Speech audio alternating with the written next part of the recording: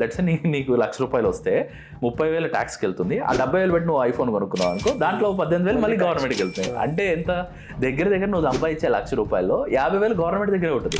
ఇప్పుడు ఇంత చిన్న వయసులోనే డెట్ ట్రాప్లోకి వెళ్ళిపోతున్నారంటే హౌస్ లోన్ అని, కార్ లోన్ అని, బైక్ లోన్ అని, పర్సనల్ లోన్ అని, ఎడ్యుకేషన్ లోన్ అని. ఒక్కరికి ఇది, ఇద్దరు పేరెంట్స్ ఉంటే ఇద్దరికి ఇన్ని లోన్స్ ఉంటాయి. ఈ ఈఎంఐ ట్రాప్లో పడకుండా ఎట్లా ఉండాలి, ఒకవేళ పడిన తర్వాత బయటికి ఎట్లా రావాలి? జాబ్ చేసేటప్పుడు మేనేజర్ తిడతాడు, ఉక్రోషం వస్తుంది, కోపం వస్తుంది, అన్నీ వస్తాయి, వెళ్ళిపోతా. మళ్ళీ వెళ్ళి చూసుకున్నాక చంద్రబాబు నాయుడు గారు వచ్చారు. నారా చంద్రబాబు నాయుడు అనే నేను ఇమీడియట్గా ఏమైంది, హెరిటేజ్, చంద్రబాబు నాయుడు గారి కంపెనీ హెరిటేజ్ 2 రోజుల్లో ₹1,00,000 సంపాదించాను. ఒక రోజులో వాడు ఇన్స్టాగ్రామ్ చూపిస్తాడు, ఒక రోజులో 16 లక్షలు సంపాదించా, 4 కోట్లు సంపాదించా, ఇది చెప్తుంటాడు. మీరు CA to MLAs, MPs and చాలా సెలబ్రిటీ పర్సనాలిటీస్కి unethical, if you want to say ఇండైరెక్ట్గానే మీరు ఇది చేయండి, ఇది చేసినందువల్ల ట్యాక్స్ తక్కువ అవుతుంది అని. ఇన్వెస్టర్ చూసేది ఓన్లీ 3 థింగ్స్. ఒకటి, నీలో సత్తా ఉందా లేదా. 4 రోజులు చాలా పోయాయి, మన క్లయింట్స్ బోల్డంత మంది ఉన్నారు. 3 కోట్లు 4 కోట్లు ఖర్చు పెట్టందే నీకు ఒక రెస్టారెంట్ రాదు. స్టార్ట్అప్ ఎన్విరాన్మెంట్లో ఫౌండరే ఎవ్రీథింగ్. CEO అంటారు కదా, చీఫ్ ఎవ్రీథింగ్ ఆఫీసర్, అంతే, ఫౌండరే everything. 2022 March 31 Byju valuation 22 billion. 22 billion అంటే దగ్గర ₹1,00,000 కోట్ల పైన. డబ్బులు ఉన్నాయి కానీ నాకు ఏం చేయాలో తెలియదు, కానీ బిజినెస్ చేయాలి. సో అట్లాంటి వాళ్ళకి what do you suggest? Hello everyone, welcome to the RRR show, raw and real with Rohit. Subscribe to the channel. This is Ram Prayaga. నేను చార్టర్డ్ అకౌంటెంట్ని and also I'm an entrepreneur. I run 3 businesses. So welcome to the RRR show. Subscribe to the channel for more lively or information updates. ఈ ఎపిసోడ్లో guest finance box founder Ram Prayaga. Any major personality, MLAs కానీ, MPs కానీ, actors, actresses ఎవరు తీసుకున్నా వాళ్ళందరు లెక్కలు రాసేది ఇతనే. సో ఈ ఎపిసోడ్లో మనందరికీ యూజ్ అయ్యేలాగా ట్యాక్సెస్ ఎట్లా తగ్గించుకోవాలి, ఇన్వెస్ట్మెంట్ ఎట్లా చేయాలి, మీరు ఏదైనా స్టార్ట్అప్ కనుక్కుంటే దానికి ఫండింగ్ ఎట్లా రేస్ చేయాలి, ఒక మొత్తం A to Z ఒక నాలెడ్జ్ బేస్ దొరుకుతుంది ఎపిసోడ్ చూసిన తర్వాత. సో వితౌట్ ఎనీ డిలే వెంటనే ఈ ఎపిసోడ్ని స్టార్ట్ చేసేద్దాం. ఆల్సో ఫుల్ లెంత్ ఎపిసోడ్ కోసం లేజీ మసిల్ యూట్యూబ్ ఛానల్ని సబ్స్క్రైబ్ చేయండి. ఆల్సో దీని నుండి జనరేట్ అయిన షార్ట్ అండ్ ఇన్ఫర్మేటివ్ వీడియోస్ కోసం ది RRR షో అనే ఛానల్ని సబ్స్క్రైబ్ చేయడం మిస్ అవ్వద్దు.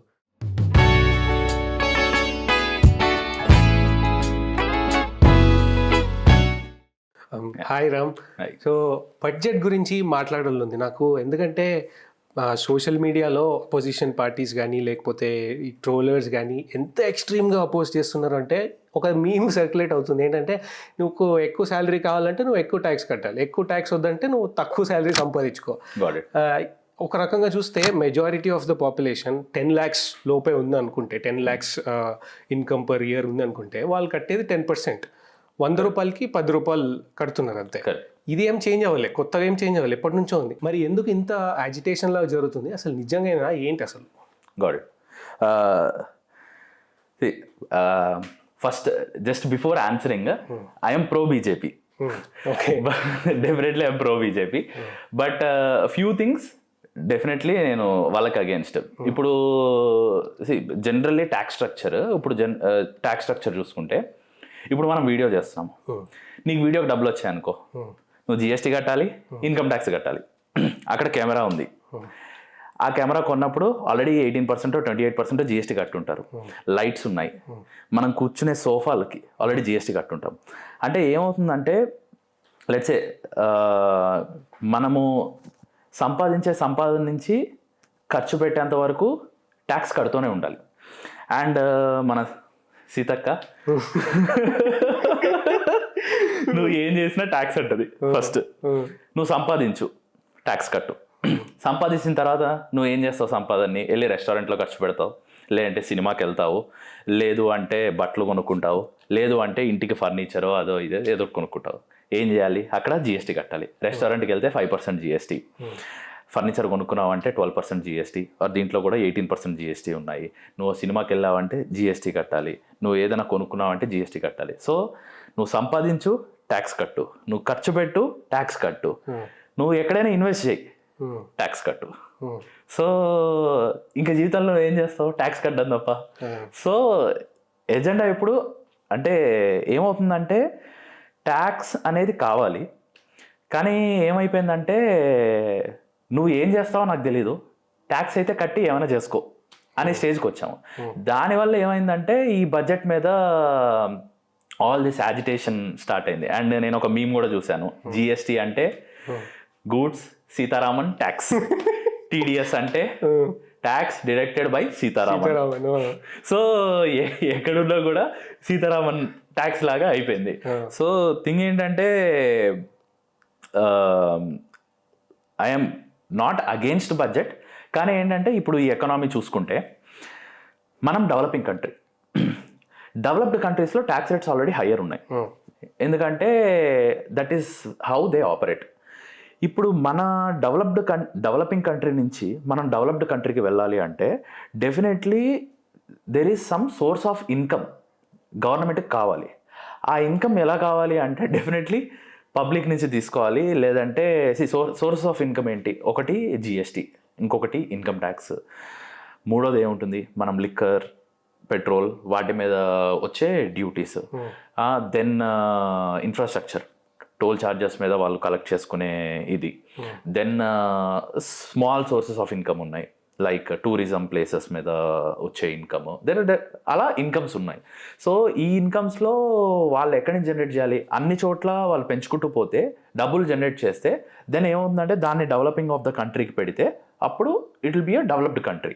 సో స్లోగా మనం బడ్జెట్ చూస్తే డెవలపింగ్ ఎకనామీ నుంచి డెవలప్డ్ ఎకనామీకి వెళ్తుంది. సో ఆ పర్స్పెక్టివ్లో టాక్సేషన్ పెంచుతున్నారు. ఇప్పుడున్న పరిస్థితుల్లో మెయిన్ ఇష్యూ ఎక్కడ ఉంది అంటే 2018లో షేర్స్, నువ్వు షేర్స్ అంటే లాంగ్ టర్మ్ క్యాపిటల్ గెయిన్స్ అంటారు బేసికలీ. సో 2018లో long term capital gains tax is 0%. అంటే ఫర్ సపోజ్ జస్ట్ ఎగ్జాంపుల్ కోసము లెట్స్ నువ్వు షేర్స్ కొన్నావు, షేర్స్ కొని 1 year అయింది. 1 year దాటాక నీకు ఏదైనా ప్రాఫిట్ వచ్చింది అనుకో షేర్స్ మీద, you don't need to pay tax. 2018లో 2019లో ట్యాక్స్ ఇంట్రడ్యూస్ చేశారు. ఏంటంటే ఓకే నువ్వు షేర్స్ మీద ప్రాఫిట్ అర్న్ చేస్తావు కదా, ₹1,00,000 వరకు నువ్వు ట్యాక్స్ కట్టకు ఇయర్కి ₹1,00,000 దాటిందంటే 10% ట్యాక్స్ కట్టు అని. ఇప్పుడు దాన్ని ఏం చేశారు, ఇప్పుడు దాన్ని మొన్న బడ్జెట్లో 12.5% చేశారు. సో అసలు 2018లో ఉన్న 0% నుంచి ఇప్పుడు 12.5% చేసేటప్పటికి ఏమైందంటే చాలామంది షేర్ మార్కెట్లో దే ఆర్ ప్లేయింగ్, అంటే లాట్ ఆఫ్ పీపుల్ షేర్ మార్కెట్లో ఇన్వెస్ట్ చేస్తున్నారు. సో దాని ప్రాఫిట్ మీద కూడా ట్యాక్స్ చేసేటప్పటికి మనోభావాలు కొన్ని దెబ్బతిన్నాయి. దాన్ని 2 రకాలుగా చూడొచ్చు. ఒకటి మనం డెవలపింగ్ ఎకనామీ నుంచి డెవలప్డ్ ఎకనామీకి వెళ్తున్నాం కాబట్టి ట్యాక్స్ రేట్ పెంచుతున్నారు, ఆ విధంగా చూడొచ్చు. రెండోది డెఫినెట్లీ ఆ బర్డెన్ అనేది పెంచుకుంటూ పోతున్నారు. సో ఏదైతే ట్యాక్స్ డబ్బులు తీసుకున్నారో దాన్ని నిజంగా సక్రమంగా ఖర్చు పెడితే definitely what ever stand they have taken of increasing that tax is good. Okay, so ఇప్పుడు ఈ రెసిస్టెన్స్ అంతా కూడా ఇప్పటి వరకు మనం ఒక స్టేజ్లో ఉన్నాము, ఇప్పుడు ఇంకొక స్టేజ్కి వెళ్తున్నాం కాబట్టి వాళ్ళు ఎకనామిక్ అడ్వైజర్స్ కానీ ఎవరైతే మినిస్టర్స్, ఫైనాన్స్ మినిస్టర్స్ ఉంటారో వాళ్ళు they are foreseeing it, కానీ as a common person we are unable to see. అందుకు ఇంత రెసిస్టెన్స్ వస్తుందేమో. కరెక్ట్. కానీ ఇంకొక యాంగిల్ చూసుకుందాము. లెట్సే నువ్వు 20 లక్షలు సంపాదిస్తున్నావు, 20 లక్షల పైన ఇర్రెస్పెక్ట్ ఆఫ్ వాట్ ఎవర్ స్లాబ్ 30% కట్టాల్సిందే ట్యాక్స్. సో లెట్సే ఒకళ్ళు 30 లక్షలు సంపాదిస్తున్నారు అనుకుందాం. ఏమవుతుంది, వాళ్ళు 30% ట్యాక్స్ రేట్ కడతారు. స్లాబ్ రేట్స్ ఉన్నాయి 5%, 7.5%, 10% స్లాబ్ రేట్స్ ఉన్నాయి. అన్ని పక్కన పెట్టేద్దాము. జస్ట్ ఊరికే మ్యాథ్ కోసము 30 lakhs సంపాదించేవాడు 30% ట్యాక్స్ బ్రాకెట్లో ఉంటాడు. సో వాడు 30% ట్యాక్స్ కట్టుకుంటాడు. 30% ట్యాక్స్ కట్టిన తర్వాత జస్ట్ ఫర్ సపోజ్ ఇంకా ఈజ్ చేయడానికి నువ్వు ₹1,00,000 సంపాదిస్తున్నావు. ₹1,00,000 ఏం చేస్తావు, లెట్స్ నువ్వు 30% స్లాబ్ రేట్లో ₹1,00,000 సంపాదిస్తే నువ్వు 30% స్లాబ్ రేట్లో ఉండవు. But just is of understanding కోసము ₹1,00,000 సంపాదిస్తే నువ్వు ఒక 30% స్లాబ్ రేట్లోకి వచ్చావు. సో ఎంత పోయింది, 30,000 పోయింది. నీ దగ్గర ఎంత ఉన్నాయి, 70,000 ఉన్నాయి. ఆ 70,000 నువ్వేం చేస్తావు, జనరల్ ఏం చేస్తావు, 70,000 బయటికి వెళ్ళి రెంట్ కట్టుకుంటా, లేదంటే రెస్టారెంట్కి వెళ్తా, ఇంకేమన్నా హౌస్ హోల్డ్ యాక్టివిటీస్ కొనుక్కుంటావు. సో 2-3 విభాగాలుగా చూద్దాం. నీ దగ్గర 70,000 మిగిలే. 70,000తో ఏం చేసావు అంటే ఒక రెసిడెన్షియల్ హౌస్ కొనుక్కున్నావు, దానికి లోన్ తీసుకుని ఈఎంఐ కట్టావు. ఈఎంఐ మీద జిఎస్టీ లేదు, లోన్ మీద జిఎస్టీ లేదు. బట్ రెసిడెన్షియల్ హౌస్ నువ్వు కనుక ఒక ప్రాజెక్ట్లో ఇన్వెస్ట్ చేస్తే, ఏదైనా ప్రాజెక్ట్లో నువ్వు 5% ఆర్ 12% దానికి తగ్గట్టుగా జిఎస్టీ కట్టాలి ఆ ప్రాజెక్ట్లో. ఒకవేళ ప్రాజెక్ట్ కంప్లీట్ అయిపోయాక కొనుక్కుంటే నీకు జిఎస్టీ లేదు, అది పక్కన పెడదాం. సో ఉన్న మిగిలిన 70,000లో లెట్సే నువ్వు ఒక 5,000 రెస్టారెంట్స్కి వెళ్ళావు. ఆ 5,000లో ఎంత పోయింది? 5%. అంటే దగ్గర 250 రూపాయలు మళ్ళీ గవర్నమెంట్కే పోయింది. ఓకే, నువ్వు టెక్స్టైల్ షాప్స్కి వెళ్ళి లెట్సే ఒక 10,000 షాపింగ్ చేసావు. ఆ 10,000 షాపింగ్లో again there is some component 500 1000 రూపాయలు మళ్ళీ జిఎస్టీ రూపంలో మళ్ళీ గవర్నమెంట్కి వెళ్ళింది. ఓకే, అది కాకుండా నువ్వు పెట్రోల్ కొట్టించుకున్నావు. పెట్రోల్లో మన స్టేట్ గవర్నమెంట్ ట్యాక్స్ రూపాన 109 రూపీస్ 108 రూపీస్ ఇప్పుడు నడుస్తుంటే దాంట్లో సైజబుల్ అమౌంట్ మళ్ళీ ట్యాక్స్ రూపంలో గవర్నమెంట్కి వెళ్తుంది. లెట్స్ నువ్వు 10,000 పెట్రోల్ కొట్టించుకున్నావు, 2-3,000 గవర్నమెంట్కి వెళ్ళిపోతుంది. సో ఇలా యాడ్ చేసుకుంటూ పోతే నీ 1,00,000 రూపాయల్లో 30,000 కాకుండా దగ్గర ఇంకొక 5,000 నుంచి 10,000 మళ్ళీ వెళ్ళాయి. అదే నువ్వు ఇంకా యాక్టివిటీస్ మీద పెట్టావు అనుకో, టీవీ కొనుక్కున్నావు 18% 28% ఎగిరిపోతుంది. ఐఫోన్ కొనుక్కున్నావు 28% వెళ్ళిపోతుంది, 18% వెళ్ళిపోతుంది. అంటే ఎలక్ట్రానిక్స్ కొనుక్కుంటే 18% 28% వెళ్ళిపోతుంది. అంటే ఆ 30%తో పాటు లెట్స్ నీకు 1,00,000 రూపాయలు వస్తే 30,000 ట్యాక్స్కి వెళ్తుంది. ఆ 70,000 పెట్టి నువ్వు ఐఫోన్ కొనుక్కున్నావు అనుకో, దాంట్లో 18,000 మళ్ళీ గవర్నమెంట్కి వెళ్తున్నాయి. అంటే ఎంత దగ్గర నువ్వు సంపాదించే 1,00,000 రూపాయల్లో 50,000 గవర్నమెంట్ దగ్గరే ఉంటుంది, ఇంకో 50,000 నువ్వు అనుభవిస్తున్నావు. సో ఒక పాయింట్ ఆఫ్ వ్యూలో డెఫినెట్లీ కామన్ మ్యాన్ బాధ అర్థం చేసుకోవాలి. బట్ ఏంటంటే అది కనుక నిజంగా ప్రాపర్గా యూటిలైజ్ అయితే మన వచ్చే తరాలకి ఆ ఫ్రూట్స్ ఎంజాయ్ చేస్తారు.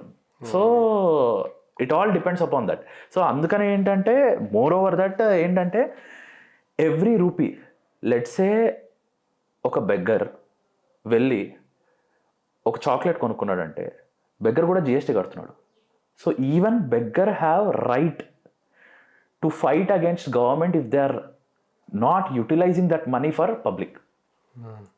ఎవరైనా తీసుకోండి. సో ఒక 10,000 సంపాదించేవాడు వెళ్ళి ఒక సబ్బు కొన్నాడు అంటే ఆ సబ్బులో కూడా జిఎస్టీ కడుతున్నాడు. సో వాడు కొనే దాని మీద కూడా దేశ భవిష్యత్తు ఆధారపడి ఉంది. సో ఈ టైంలో కామన్ పీపుల్ రియలైజ్ చేయాల్సింది ఏంటంటే ఓకే ట్యాక్స్ కడుతున్నారు, వెల్ అండ్ గుడ్, అది ఎక్కువ కడుతున్నారు, ఆ బాధ ఒప్పుకుంటాను. బట్ మోర్ దాన్ దట్ నేను కట్టేదానికి నాకు వస్తుందా లేదా అని కనుక నిజంగా ఆ రెస్పాన్సిబిలిటీ వాళ్ళు తీసుకుంటే ఐ థింక్ పే చేసేదానికి ఫ్రూట్స్ చూస్తాం definitely. But I'm pro BJP. ఈ మధ్య నేను ఒక ట్రెండ్ రియలైజ్ అయినా ఏంటంటే చదువుకున్న తర్వాత జాబ్ చేయండి. ఇది ఎప్పటి నుంచో ఉన్న ట్రెండే. బట్ ఇప్పుడు ఏమొస్తుంది అంటే చదువుకున్న తర్వాత మీరు సింగిల్ అయితే వాళ్ళు బైక్ కొనుక్కుంటారు, ఒకవేళ single about to get married అయితే వాళ్ళు కార్ కొనుక్కుంటారు. కరెక్ట్. మ్యారేజ్ అయిపోయిన తర్వాత హౌస్ కొంటారు. ఇప్పటికీ ఇన్ని ఈవెంట్స్ ఒకరి లైఫ్లో చాలా ఫాస్ట్గా అయిపోతాయి.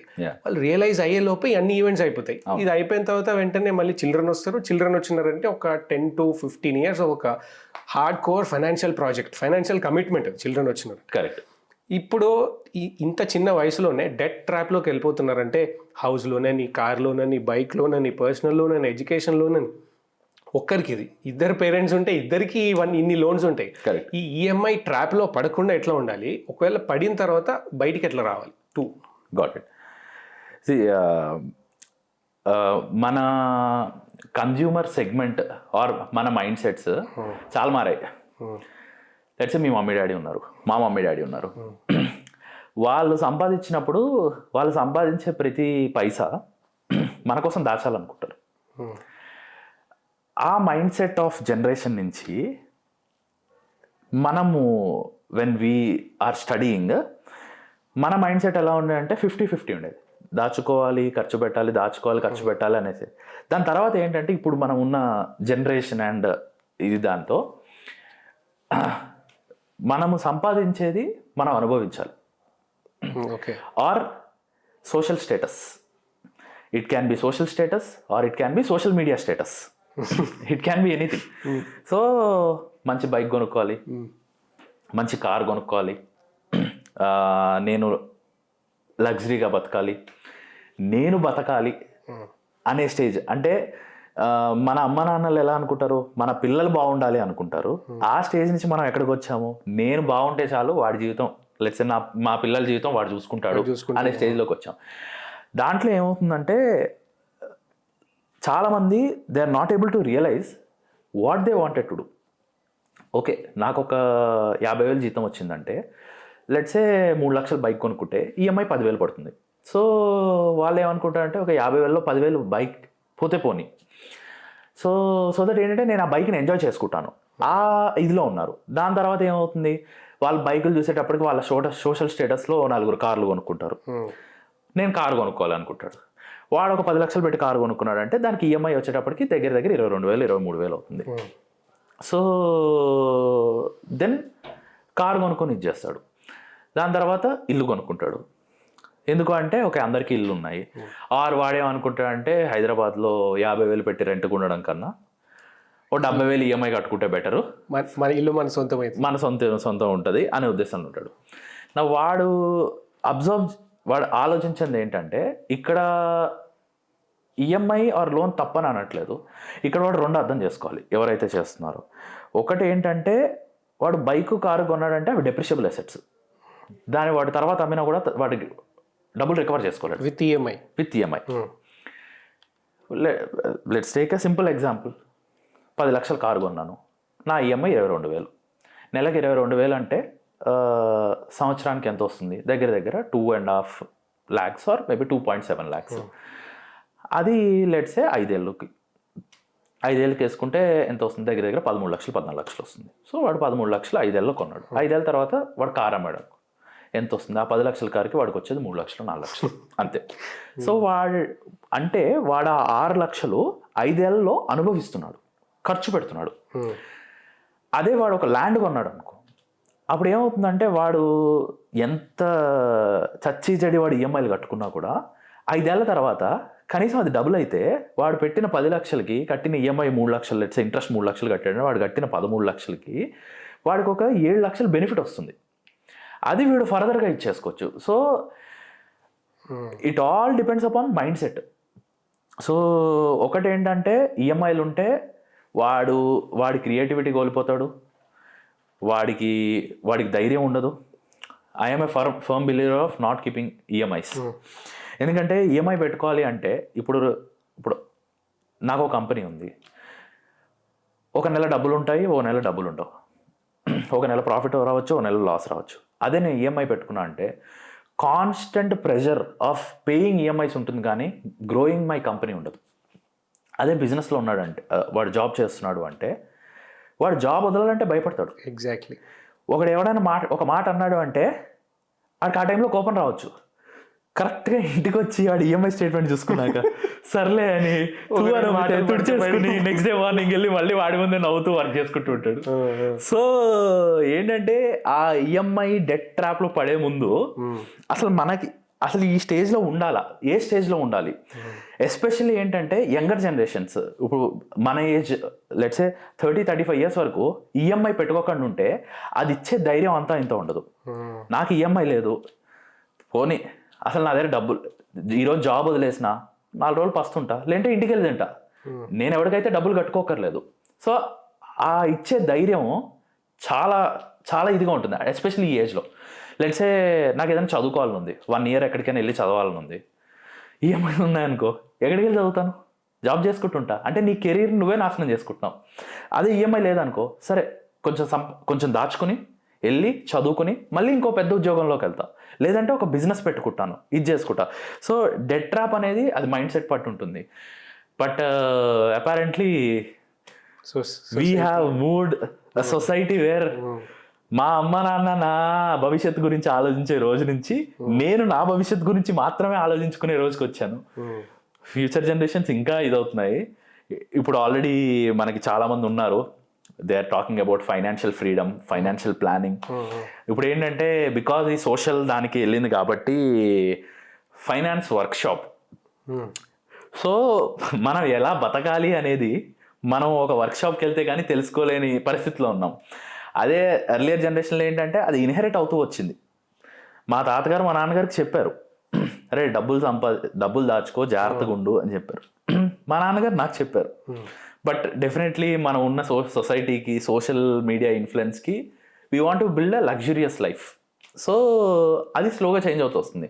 So which is very good till the time they are not in to the trap. అది రియలైజ్ అయ్యే టైంకి వాళ్ళు లూజ్ అయ్యే టైమ్, వాళ్ళు లూజ్ అయ్యే opportunities are immense. So definitely 30-35 years వరకు ఏ ఈఎంఐ కమిట్మెంట్ పెట్టుకోకుండా ఉంటే బెటర్. ఏదైనా ఈఎంఐ కమిట్మెంట్ పెట్టుకున్నా కూడా it should not be more than 20% or 25% of their salary. So that ఏంటంటే at least there'll be some peace of mind. అంటే ఎలా అంటే ఒక చిన్న ఎగ్జాంపుల్ చెప్తాను. లెట్సే ₹1,00,000 జీతం వస్తుంది, నీ ఈఎంఐ 25,000 అనుకో, ట్యాక్సులు పోగా ఇంకొక 50,000 నువ్వు దాచుకుంటున్నావు. అంటే లెట్సే ఒక 3 నెలలు నువ్వు జాబ్ చేసుకున్నావు అనుకో, 50,000 నీకు బ్యాంక్లో ఉన్నాయి అంటే నువ్వు 6 నెలలు ఈఎంఐకి యు ఆర్ సెక్యూర్డ్. సో అప్పుడు ఏంటంటే అట్లీస్ట్ నీకు ఒక ధైర్యం ఉంటుంది, ఓకే ఈ జాబ్ మానేయచ్చు, నాకు 6 నెలలు ఈఎంఐస్ ఉన్నాయి, లేదు నేను బిజినెస్ స్టార్ట్ చేసుకోవచ్చు, నా 6 నెలలు ఈఎంఐ అయితే నేను టేక్ కేర్ చేస్తాను, or they can do something. So ఆ మైండ్ సెట్తో వెళ్తే I think that will be much more better. అందుకే కదా EMI is like chaining your hands. అది తెంచలేవు, తెంచితే నువ్వు you will be naked. Of course వచ్చి మీద పడతారు బ్యాంకులో అప్పులో. మోర్ ఓవర్ మెజారిటీ టైమ్స్ మనం చూసేది ఏంటంటే జాబ్ చేసేటప్పుడు మేనేజర్ తిడతాడు, ఉక్రోషం వస్తుంది, కోపం వస్తుంది, అన్నీ వస్తాయి, వెళ్ళిపోతాయి వేరే మళ్ళీ వెళ్ళి ఈరెడ్డి చూసుకున్నాక నెక్స్ట్ డే మార్నింగ్ మళ్ళీ మొత్తం సూటు బూటు వేసుకుని పౌడర్ చల్లుకొని అదే మేనేజర్ ముందు నవ్వుకుంటూ కూర్చుంటాడు. సో ఏ మిడిల్ క్లాస్ పేరెంట్ని అడిగినా సరే షేర్ మార్కెట్ అంటే దే ఆర్ అగెయిన్స్ట్ ఉంటారు. ఎవరో ఎప్పుడో వాళ్ళకి తెలిసిన వాళ్ళు ఇన్వెస్ట్ చేసి లాస్ అయినందుకు ఎవరిని దాని దగ్గర కూడా పోనీయరు. లైక్ మనం పాజిటివిటీతో షేర్ మార్కెట్లో ఇన్వెస్ట్ చేసినా మనం కొన్న స్టాక్ కొనంగానే తగ్గిపోతుంది, మనం అమ్మగానే ఆ స్టాక్ ప్రైస్ పెరుగుతూనే ఉంటుంది. ఇది చాలా సింపుల్ క్వశ్చన్ అవ్వచ్చు, బట్ వెనక కంపెనీస్ ఏమన్నా ఇట్లా మన మనీతో గ్యాంబ్లింగ్ చేస్తే ఏమన్నా అమ్మంగానే అరే వీడు అమ్మేసిండి ఇప్పుడు ప్రైస్ పెంచుతాం, అరే కొనంగానే అరే వీళ్ళు కొన్నారు ఇప్పుడు వీళ్ళని తగ్గించేద్దాం. ఎందుకంటే ఎట్లా ఉంటుంది ఈ గేమ్? స్టాక్ మార్కెట్ నేను 3 విభాగాలుగా డివైడ్ చేస్తాను. Number 1 long term investing, number 2 short term investment, number 3 futures options. Now long term investment ఏంటంటే నువ్వు ఒక కంపెనీని నమ్మి డబ్బులు పెడుతున్నావు, నువ్వు పెట్టిన డబ్బులు అది ఐపీఓ అయితే తప్ప మిగిలినది ఏదైనా కూడా నువ్వు నేను కొనుక్కుంటున్నాను తప్ప ఆ డబ్బులు కంపెనీకి వెళ్ళట్లేదు. స్టాక్ మార్కెట్లో నేను షేర్స్ కొనాలంటే నువ్వు నాకు అమ్ముతున్నావు, నేను నీ దగ్గర నుంచి కొనుక్కుంటున్నా, ఆ డబ్బులు కంపెనీకి వెళ్ళట్లేదు. లెట్సే మనం ఫర్ సపోజ్ లాంగ్ టర్మ్ ఇన్వెస్ట్మెంట్లో మనం ఒక టాటా షేర్ తీసుకున్నాము. టాటా షేర్ ఏమవుతుంది, నేను టాటా షేర్ నీ దగ్గర నుంచి కొనుక్కుంటే నేను నీ దగ్గర నుంచి కొనుక్కుంటున్నాను తప్ప ఆ టాటా షేర్ టాటా వాడికి అయితే ఏం డబ్బులు రావట్లేదు. Now in long term investment ఏమవుతుందంటే నేను టాటా షేర్ని నమ్మి కొంటున్నాను. ఒక 3 ఏళ్ల తర్వాత 5 ఏళ్ల తర్వాత టాటా కంపెనీ పర్ఫార్మెన్స్ బట్టి ఈ షేర్ మార్కెట్ పెరుగుతూ వెళ్తుంది, లేదంటే తగ్గుతూ వెళ్తుంది. ఇక్కడ నీకు లాస్ వచ్చినా ప్రాఫిట్ వచ్చినా హ్యూజ్ లాసెస్ హ్యూజ్ ప్రాఫిట్స్ రావు. అంటే నీకు వస్తాయి. లెట్సే నువ్వు ₹1,00,000 పెట్టావు అంటే కంపెనీ చాలా బాగుందంటే 5 ఏళ్లలో కనీసం 3-4 టైమ్స్ అవుతుంది. లేదు అంటే మినిమల్గా అయినా అట్లీస్ట్ నువ్వు మంచి స్టాక్ పిక్ చేసుకున్నావు అంటే నీకు మినిమల్గా అయినా పెరుగుతుంది, నీ డబ్బులు పోవు. లాంగ్ టర్మ్ ఇన్వెస్టింగ్లో నువ్వు మంచి కంపెనీస్ కనుక పికప్ చేసుకుంటే నీ డబ్బులు పోవు. అన్లెస్ అండ్ అంటిల్ నువ్వు ఒక బ్లూ చిప్ స్టాక్ ఆర్ ఒక నీకేంటో తెలియని కంపెనీని పిక్ చేసుకున్నావు అంటే వాడు ఎత్తేసాడంటే నీ డబ్బులు ఎగిరిపోతాయి. సో అది long term investing. Short term investing రెండోది. షార్ట్ టర్మ్ ఇన్వెస్టింగ్లో ఏంటంటే షార్ట్ టర్మ్ ఇన్వెస్టింగ్ కూడా నువ్వు నేను కొనుక్కుంటాం అమ్ముకుంటాం, but this will be over a period of 3 months of time. Let's say ఇప్పుడు ఫర్ సపోజ్ మొన్న బడ్జెట్లో డిఫెన్స్కి they have given heavy budget. అంటే మన ఉద్దేశం ఏంటి, ఇండియాలో డిఫెన్స్ కంపెనీస్ డబ్బులు చేసుకుంటాయి. ఎందుకంటే గవర్నమెంట్ డిఫెన్స్ మీద ఎక్కువ ఖర్చు పెట్టాలి అనుకుంటే ఇండియాలో డిఫెన్స్ కంపెనీస్ మీద ఇది అవుతుంది. అప్పుడు ఏమవుతుంది, సో ఆ టైంలో నువ్వు డిఫెన్స్ స్టాక్ మీద పిక్ చేసుకుంటే ఏమవుతుంది, షార్ట్ టర్మ్లో 3 months 4 months 1 yearలో గవర్నమెంట్ కాంట్రాక్ట్ ఆఫర్ చేశాక ఆ కంపెనీ డబ్బులు పెరుగుతాయి. సో అది షార్ట్ టర్మ్ ఇన్వెస్టింగ్. ఇంకొకటి కూడా ఉంది.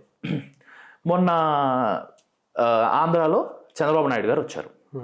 ఇమీడియట్గా ఏమైంది, హెరిటేజ్ చంద్రబాబు నాయుడు గారి కంపెనీ హెరిటేజ్ 2 రోజుల్లో 22% పెరిగింది. Short term investing. సో అప్పుడు ఏమవుతుంది, మార్కెట్ ఎఫెక్ట్ పట్టి నీ షార్ట్ టర్మ్ అంటే మార్కెట్ రియాక్షన్స్ పట్టి నీ షార్ట్ టర్మ్ స్టాక్స్ని పిక్ చేసుకుంటావు. అంటే ఆ సెంటిమెంట్ ఫ్యాక్టర్ మీద అది పెరుగుతుంది. చంద్రబాబు నాయుడు గారు రిలేటెడ్గా ఉన్న కంపెనీస్ అన్నీ కూడా పెరిగాయి. That is a short term impact. అంటే అది మార్కెట్ ఇంపాక్ట్ బట్టి ఇచ్చేసుకుంటాం. సో దాన్ని రీసెర్చ్ చేసుకుని షార్ట్ టర్మ్ ఇచ్చేసుకోవాలి. మూడోది futures and options. Heavy risk. నువ్వు ఏవైతే డబ్బులు పోయాయి, ఆస్తులు అమ్మేసుకున్నారు, జీవితాలే ఎగిరిపోయాయి అని చెప్పేదంతా ఈ మూడో కేటగిరీ వాళ్ళే. ఆన్ టాప్ ఆఫ్ ఇట్ ఇన్స్టాగ్రామ్లోను యూట్యూబ్లోను కొన్ని పనికిమాలిన బ్యాచ్లు ఉన్నాయి. ఆనెస్ట్లీ నేను 2 రోజుల్లో ₹1,00,000 సంపాదించాను, ఒక రోజులో వాడు ఇన్స్టాగ్రామ్ చూపిస్తాడు, ఒక రోజులో 16 లక్షలు సంపాదించా, 4 కోట్లు సంపాదించా, ఇది చెప్తుంటాడు. ఇదంతా పనికిమాలిన బ్యాచ్.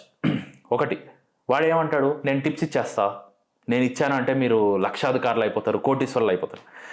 నిజంగా వాడు లక్షాధికారి కోటీశ్వరుడు అయితే ఆడికి ఏం కర్మ పట్టింది ఇన్స్టాగ్రామ్లో మనకు హెల్ప్ చేయడానికి? ఆ టైం వాడే పెట్టుకుని ఆడు కోట్లు సంపాదించుకోవచ్చు కదా. ఈ బ్యాచ్ అంతా కూర్చుని ఇన్స్టాగ్రామ్ యూట్యూబ్లో ఒక బ్యాచ్ ఉంది. జెన్యూన్గా చెప్పేవాళ్ళు కొంతమంది ఉన్నారు. I don't want to comment on them because వాళ్ళు నిజంగా జెన్యూన్గా చెప్తున్నారు. డబ్బులు వస్తాయి పోతే. కొంతమంది పనికిమాల బ్యాచ్ ఏంటంటే 2 రోజుల్లో ₹1,00,000 వచ్చేస్తాయి, మీరు ఈరోజు ₹1,00,000 పెట్టారంటే మీకు 10 times వచ్చేస్తుంది 1 monthలో. నా ఇదేంటంటే, ఒరే నీకు అంత సంపాదించుకునే కేబిలిటీ ఉంటే నువ్వు నాకు నేర్పించాల్సిన అవసరం ఏముంది?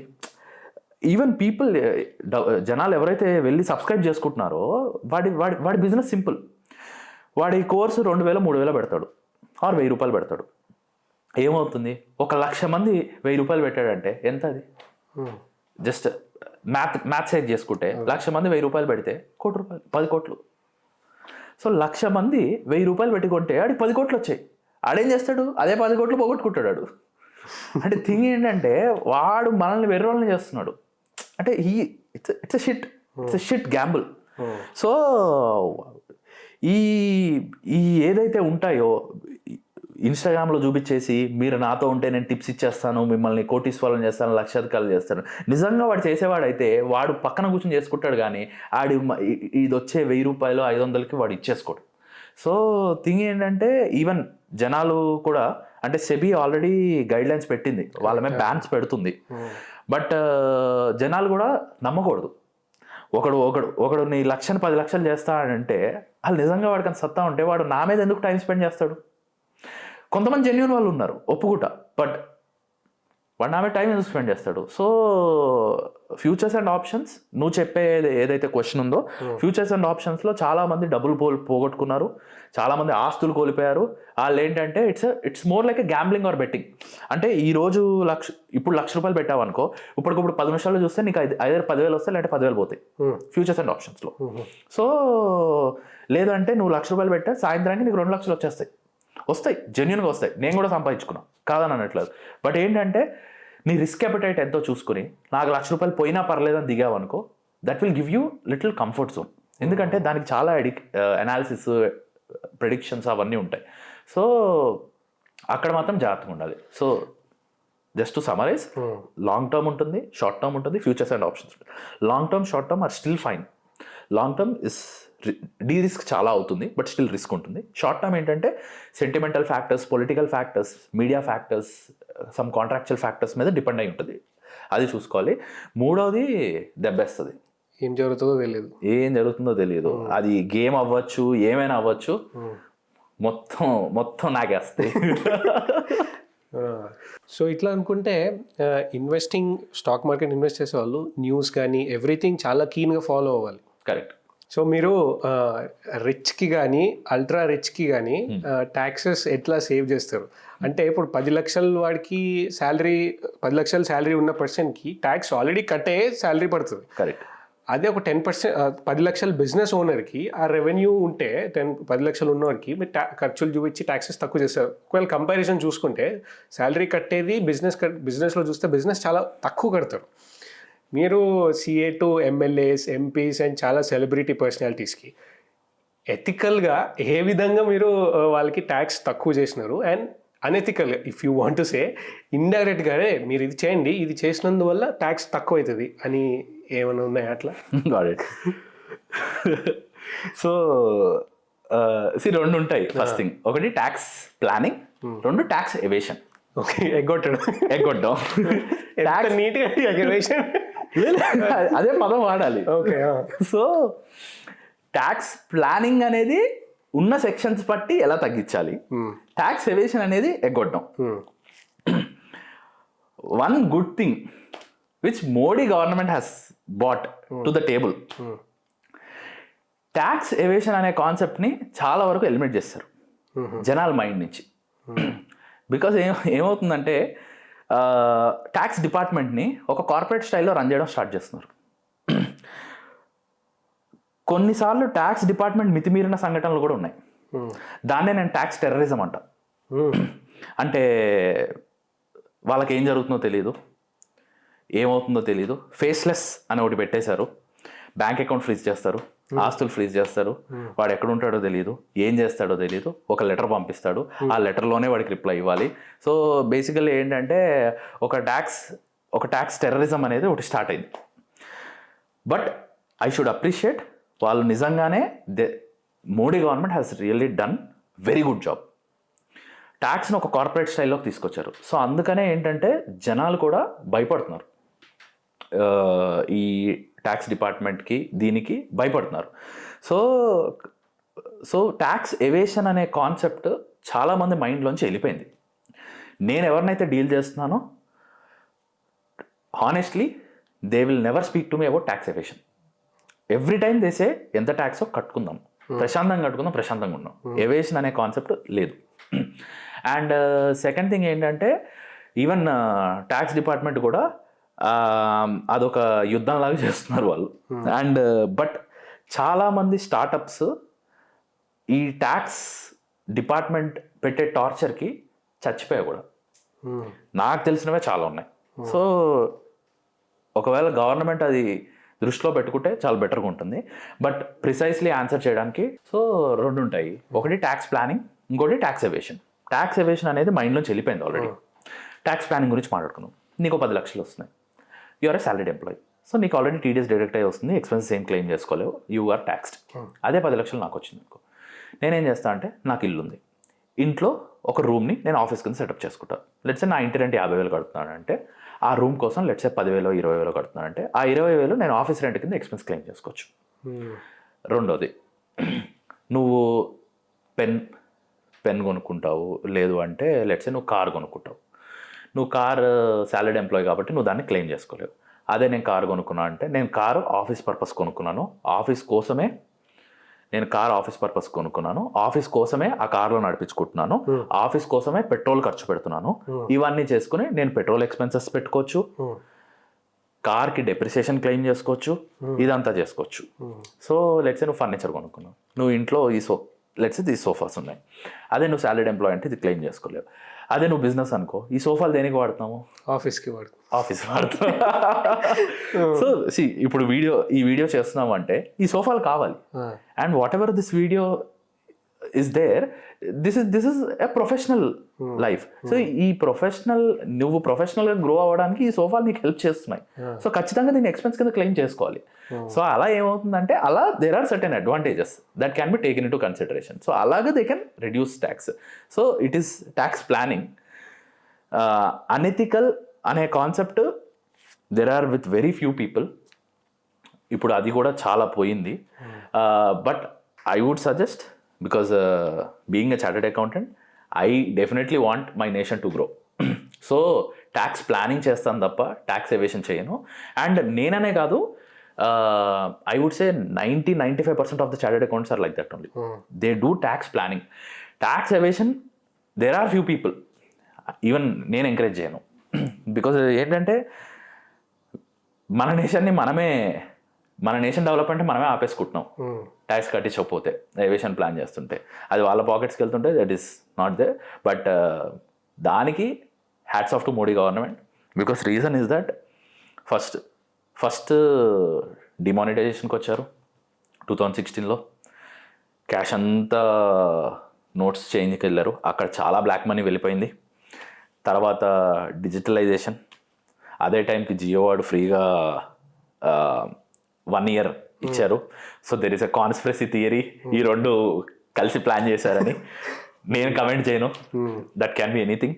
బట్ ఆ 1 year డిజిటల్ ఇంటర్నెట్ ఫ్రీగా ఇవ్వడం వల్ల నీకు పేటిఎం, గూగుల్ పే, ఫోన్పే ఇలాంటి యాప్స్ చాలా ప్రమోట్ అయ్యాయి. People started using digital currency.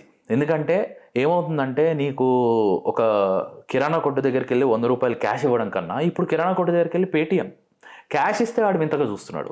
So అప్పుడు ఏమవుతుంది, నీకు ట్రాకింగ్ అనేది వచ్చేస్తుంది. ట్రాకింగ్ అనేది వస్తే ఏమవుతుంది, ట్రాన్స్పరెన్సీ అనేది వస్తుంది. ట్రాన్స్పరెన్సీ అనేది వస్తే ఏమవుతుంది, నీకు దేశానికి రావాల్సిన ట్యాక్స్ అది ఇచ్చేస్తున్నారు. ఇప్పుడు ఏం చేస్తున్నారు, క్యాష్ డిపాజిట్స్ అలౌ చేయట్లేదు, క్యాష్ విత్డ్రాల్స్ అలౌ చేయట్లేదు. చేస్తే చేసుకోండి, దానికి కూడా మేము ట్యాక్స్ వేస్తాం అంటున్నారు. డబ్బులు ఫారెన్కి పంపించాలంటే 5% టీసీఎస్ పెట్టారు. అది చాలామందికి ఇబ్బంది అవుతుంది. బట్ ఏమవుతుందంటే ఒక రకంగా చూస్తే we don't want our money to go out. Because ఏమవుతుందంటే నీ ఫారెన్ రిజర్వ్స్ వల్ల నీ దేశ భవిష్యత్తు కూడా ఆధారపడి ఉంటుంది. నీకు వేరే దేశం నుంచి డబ్బులు వచ్చాయనుకో అంటే ఏమవుతుంది, వేరే దేశం వాళ్ళు మన మీద ఇన్వెస్ట్ చేస్తున్నారు. సో మన దేశం అభివృద్ధి చెందుతుంది. అదే మన డబ్బులు వేరే దేశానికి వెళ్ళాయనుకో, ఫర్ సపోజ్ వాళ్ళ దాంట్లో ఇన్వెస్ట్ చేస్తున్నట్టు, మనం వాళ్ళ దాంట్లో ఇన్వెస్ట్ చేస్తున్నట్టు. ఇప్పుడు లెట్సే మన తమ్ముడో చెల్లో అక్కో యూఎస్ వెళ్ళింది చదువుకోవడానికి. లెట్సే దానికి ఒక 10 లక్షలు 15 లక్షలు ఖర్చు అవుతుంది. అంటే ఏమవుతుంది, 10 లక్షల డబ్బు ఇండియా నుంచి యూఎస్కి వెళ్ళిపోతుంది. అంటే ఏమవుతుంది, ఆ 10-15 లక్షలు యూఎస్ డెవలప్మెంట్ కోసం వెళ్తుంది. ఆ డెవలప్మెంట్ కాలేజ్ ఫీజు అవ్వచ్చు, బట్ అక్కడ కాలేజ్ ఫీజు ఎక్కడికి వెళ్తుంది, కాలేజ్ డెవలప్ చేసుకోవడానికి వెళ్తుంది. కాలేజ్ డెవలప్ చేశాక వాడు కట్టే ట్యాక్స్ ఎక్కడికి వెళ్తుంది, యూఎస్ గవర్నమెంట్కి వెళ్తుంది. సో ఫారెన్ రిజర్వ్స్ని ఆపుతున్నారు, which is a good thing. But కొన్ని విధాలుగా అది ఇబ్బంది అవుతుంది, అది కూడా చూసుకోవాలి. But Modi government has really brought lot of transparency to the table. Transparency వరకు అయితే హ్యాట్స్ ఆఫ్. చాలామంది ఇబ్బంది పడుతున్నారు, చాలామంది తిట్టుకుంటున్నారు. సో బట్ స్టిల్ బిజినెసెస్కి అయితే దెబ్బ పడింది, but it's a good government. ఎందుకంటే మొత్తం ప్రపంచం అంతా మనకేసి చూస్తుంది because of the aura he created. So which is really good for businesses. నా majority of the audience 25 to 35 age group వాళ్ళు ఉన్నారు. Got it. వాళ్ళు ఒక చిన్న బిజినెస్ స్టార్ట్ చేయాలనుకుంటే టు స్టార్ట్ స్మాల్ కాబట్టి సేవింగ్స్ అకౌంట్ నుంచి తీసుకొని ఏదో ఒకటి స్టార్ట్ చేస్తారు. పోతూ దాన్ని గ్రో చేసే టైంలో మనం ఎప్పుడు ఏ స్టేజ్లో ఇన్వెస్టర్స్ దగ్గరికి వెళ్ళాలి అని we have to take that decision. అంటే ఫస్టే అందరిని పిలుచుకొని వచ్చారు, డబ్బులు నేను ఇది ఒకటి చేస్తున్నా నీకు ప్రాఫిట్స్ ఇస్తా అనేది కరెక్టా, లేకపోతే ఒక స్టేజ్ వచ్చిన తర్వాత ఆ స్టేజ్ని how do you find that stage, ఆ తర్వాత నువ్వు ఇన్వెస్టర్స్కి వెళ్ళి డబ్బులు తీసుకొని రావచ్చు ఆ స్టేజ్. ఇది చాలా ఎలాబరేటెడ్, అంటే దీంట్లో చాలా ఆస్పెక్ట్స్ ఇంక్లూడ్ అయి ఉన్నాయి. బట్ కట్ షార్ట్ చేసి చెప్తాను. ఏంటంటే ఫర్ సపోజ్ నువ్వు నీకు ఫ్రాంకీ బిజినెస్ ఉంటుంది తెలుసు కదా, momos business, frankie business, or let's a tea time, Uday గారు tea time. You take all those businesses, డిమ్మీస్ paan shop, let's take those businesses, small businesses. నీ దగ్గర ఉన్న సేవింగ్స్తో నువ్వు లెట్సే ఒక పానీపూరి బిజినెస్ స్టార్ట్ చేసావు. అప్పుడు ఏమవుతుంది, లెట్సే ఆ పానీపూరి బిజినెస్ పెట్టడానికి నీకు ఒక 4 lakhs 5 lakhs అవుతుంది. నీ సేవింగ్స్ అన్నీ పెట్టుకుని ఇచ్చేసావు. నువ్వు ఆ పానీపూరి బిజినెస్ పెట్టుకున్నాక నీకు నెలకి లెట్సే ఒక 50,000 ప్రాఫిట్ వస్తుంది పానీపూరి బిజినెస్కి. అప్పుడు ఏం చేస్తావు, అప్పుడు నువ్వు ఆ పానీపూరి బిజినెస్ని లెట్సే ఫ్రాంచైజీలు ఇవ్వాలి అనుకుంటావు. అప్పుడు ఏం చేస్తావు, లెట్సే మీ ఫ్రెండ్ని పిలిచి, అరే పలానా ఏరియాలో పెట్టుకో, నేను మాదాపూర్లో పెట్టుకున్నా, నువ్వు బంజారా హిల్స్లో పెట్టుకో, లేదంటే నువ్వు వైజాగ్లో పెట్టుకో, నువ్వు విజయవాడలో పెట్టుకో, లేదంటే నువ్వు హైదరాబాద్లోనే ఇంకో వేరియస్ లొకాలిటీస్లో పెట్టుకోరా. ఫ్రాంచైజీ ఫీజు ఒక 2 లక్షలు, నేను మొత్తం అంతా నీకు సెటప్ చేసి ఇస్తాను రా, ఎవరో ఒక మనిషిని పెట్టేసి నీకు ఒక 30,000 40,000 మిగులుతుందని చెప్తాను. అలా ఏమవుతుందంటే, అలా లెట్సే నువ్వు ఒక 5 ఇచ్చావు అనుకో, అప్పుడు ఏమవుతుందంటే ఫస్ట్ నీ కాన్ఫిడెన్స్ వస్తుంది, నీ బిజినెస్లో రన్ అవుతుంది, ప్రాపర్గా రన్ అవుతుంది. రెండోది మార్కెట్ ఎలా రియాక్ట్ అవుతుంది అనేది మార్కెట్కి కూడా తెలుస్తుంది. లెట్సే ఒక 10 చోట్ల కనిపించింది అంటే ఓకే ఇది బాగానే ఉంటుంది. ఇప్పుడు ఫ్రాంకీస్ చూసాము అంటే వావ్ మోమోస్ ఉంది, వావ్ మోమోస్ చూసాము అంటే ఓకే వీళ్ళకి చాలా బ్రాంచెస్ ఉన్నాయి కాబట్టి మనం వావ్ మోమోస్కి వెళ్ళి తినచ్చు అనుకుంటాం, rather than some road side momo shop. So అప్పుడు ఏమవుతుంది, మార్కెట్ రియాక్షన్ కూడా తెలుస్తుంది. అప్పుడు నువ్వు ఇన్వెస్టర్ దగ్గరికి వెళ్ళావు అంటే ఇన్వెస్టర్ చూసేది ఓన్లీ 3 things. ఒకటి, నీలో సత్తా ఉందా లేదా, నీ బదులు వేరే వాడి దగ్గర పెడితే నాకు ఎక్కువ రిటర్న్ వస్తుంది. రెండోది రిటర్న్, నేను పెట్టిన డబ్బులు ప్రాపర్గా యూటిలైజ్ చేసి నాకు డబ్బులు ఇస్తావా లేదా. Hyderabad real estate last time ఇప్పుడు మేబీ స్లో గ్రోత్ ఉండొచ్చు. లాస్ట్ 5 yearsలో ఎలా బూమ్ అయిందో తెలుసు. 3 times 4 times రిటర్న్ కూడా వచ్చింది 5 yearsలో. అంటే ఈరోజు ఒక ల్యాండ్ మీద పెడితే 2 years 3 yearsలో డబుల్ అయిపోయేది. అదే నిన్ను నమ్మి బిజినెస్లో పెట్టాలనుకో, నువ్వు ఆ 2-3 yearsలో 3 or 4 times చేయాలి. లేకపోతే నిన్ను నమ్మి ఈ బిజినెస్ అంతా పెట్టే బదులు ల్యాండ్ మీద పెట్టుకుంటే నాకు డబుల్ అవుతుంది కదా. సో ఇన్వెస్టర్ మైండ్ సెట్ కూడా మనం ఆలోచించుకోవాలి. ఫస్ట్ నీకు సత్తా ఉందా, అంటే ఈరోజు నేను 1 కోటి రూపాయలు ఇస్తే నువ్వు దీన్ని ఒక 1000 crore కంపెనీ చేయగలవా. రెండోది, నేను పెట్టిన డబ్బులకి రిటర్న్ నువ్వు ఎలా ఇస్తావు, రిటర్న్ ఇచ్చే కేపబిలిటీ ఉందా. మూడోది, మెలకువలు, బిజినెస్ మెలకువలు, మార్కెట్ రియాక్ట్ అవుతుందా, కస్టమర్ రియాక్ట్ అవుతున్నాడా, ఆ కస్టమర్కి నచ్చిందా, అసలు నీకు అసలు ప్రాఫిట్ వస్తుందా. సో ఇవన్నీ ఈ 3 things చూశాక ఇన్వెస్టర్ ఇన్వెస్ట్ చేస్తాడు. ఆ 3 things మనం ఇన్వెస్టర్కి చూపించాలి అంటే ఫస్ట్ నేను ఒకటి స్టార్ట్ చేసి దాంట్లో ఓకే ఇది వర్కౌట్ అవుతుందని చెప్పి దాంట్లో డబ్బులు చూపించి మార్కెట్ కూడా అంటే కస్టమర్స్కి కూడా ఇది నచ్చుతుంది అని చూపించి ఒక ప్రాసెస్ చేసుకుని వెళ్ళాము అంటే ఇన్వెస్టర్ కూడా కాన్ఫిడెన్స్ ఉంటుంది. మనం ఏం లేకుండా వెళ్ళాము అంటే ఇనిషియల్లీ పెట్టేది ఎవరు, ఫ్రెండ్స్ ఫ్యామిలీ, వీళ్ళే పెడతారు డబ్బులు. అట్లా డబ్బులు పోగొట్టుకునే వాళ్ళు చాలామంది ఉన్నారు, సంపాదించుకునే వాళ్ళు చాలా తక్కువ మంది ఉన్నారు వాళ్ళు కూడా. సో దీని ఏంటంటే ఫస్ట్ మనం కాన్ఫిడెన్స్ తెచ్చుకున్నాక దెన్ ఇన్వెస్ట్మెంట్కి వెళ్తే దట్ విల్ గివ్ ఫస్ట్ నీకు కాన్ఫిడెన్స్ ఇస్తుంది, తర్వాత ఇన్వెస్టర్ కూడా కాన్ఫిడెన్స్ ఇస్తుంది. ఓకే వీడేదో చేశాడు, వీడిలో డబ్బులు పెడితే నా డబ్బులు అయితే వెనక్కి వస్తాయి అని. సో అలా చూసుకోవాలి. అదే నువ్వు కొన్ని బిజినెసెస్ చూసుకుందాం.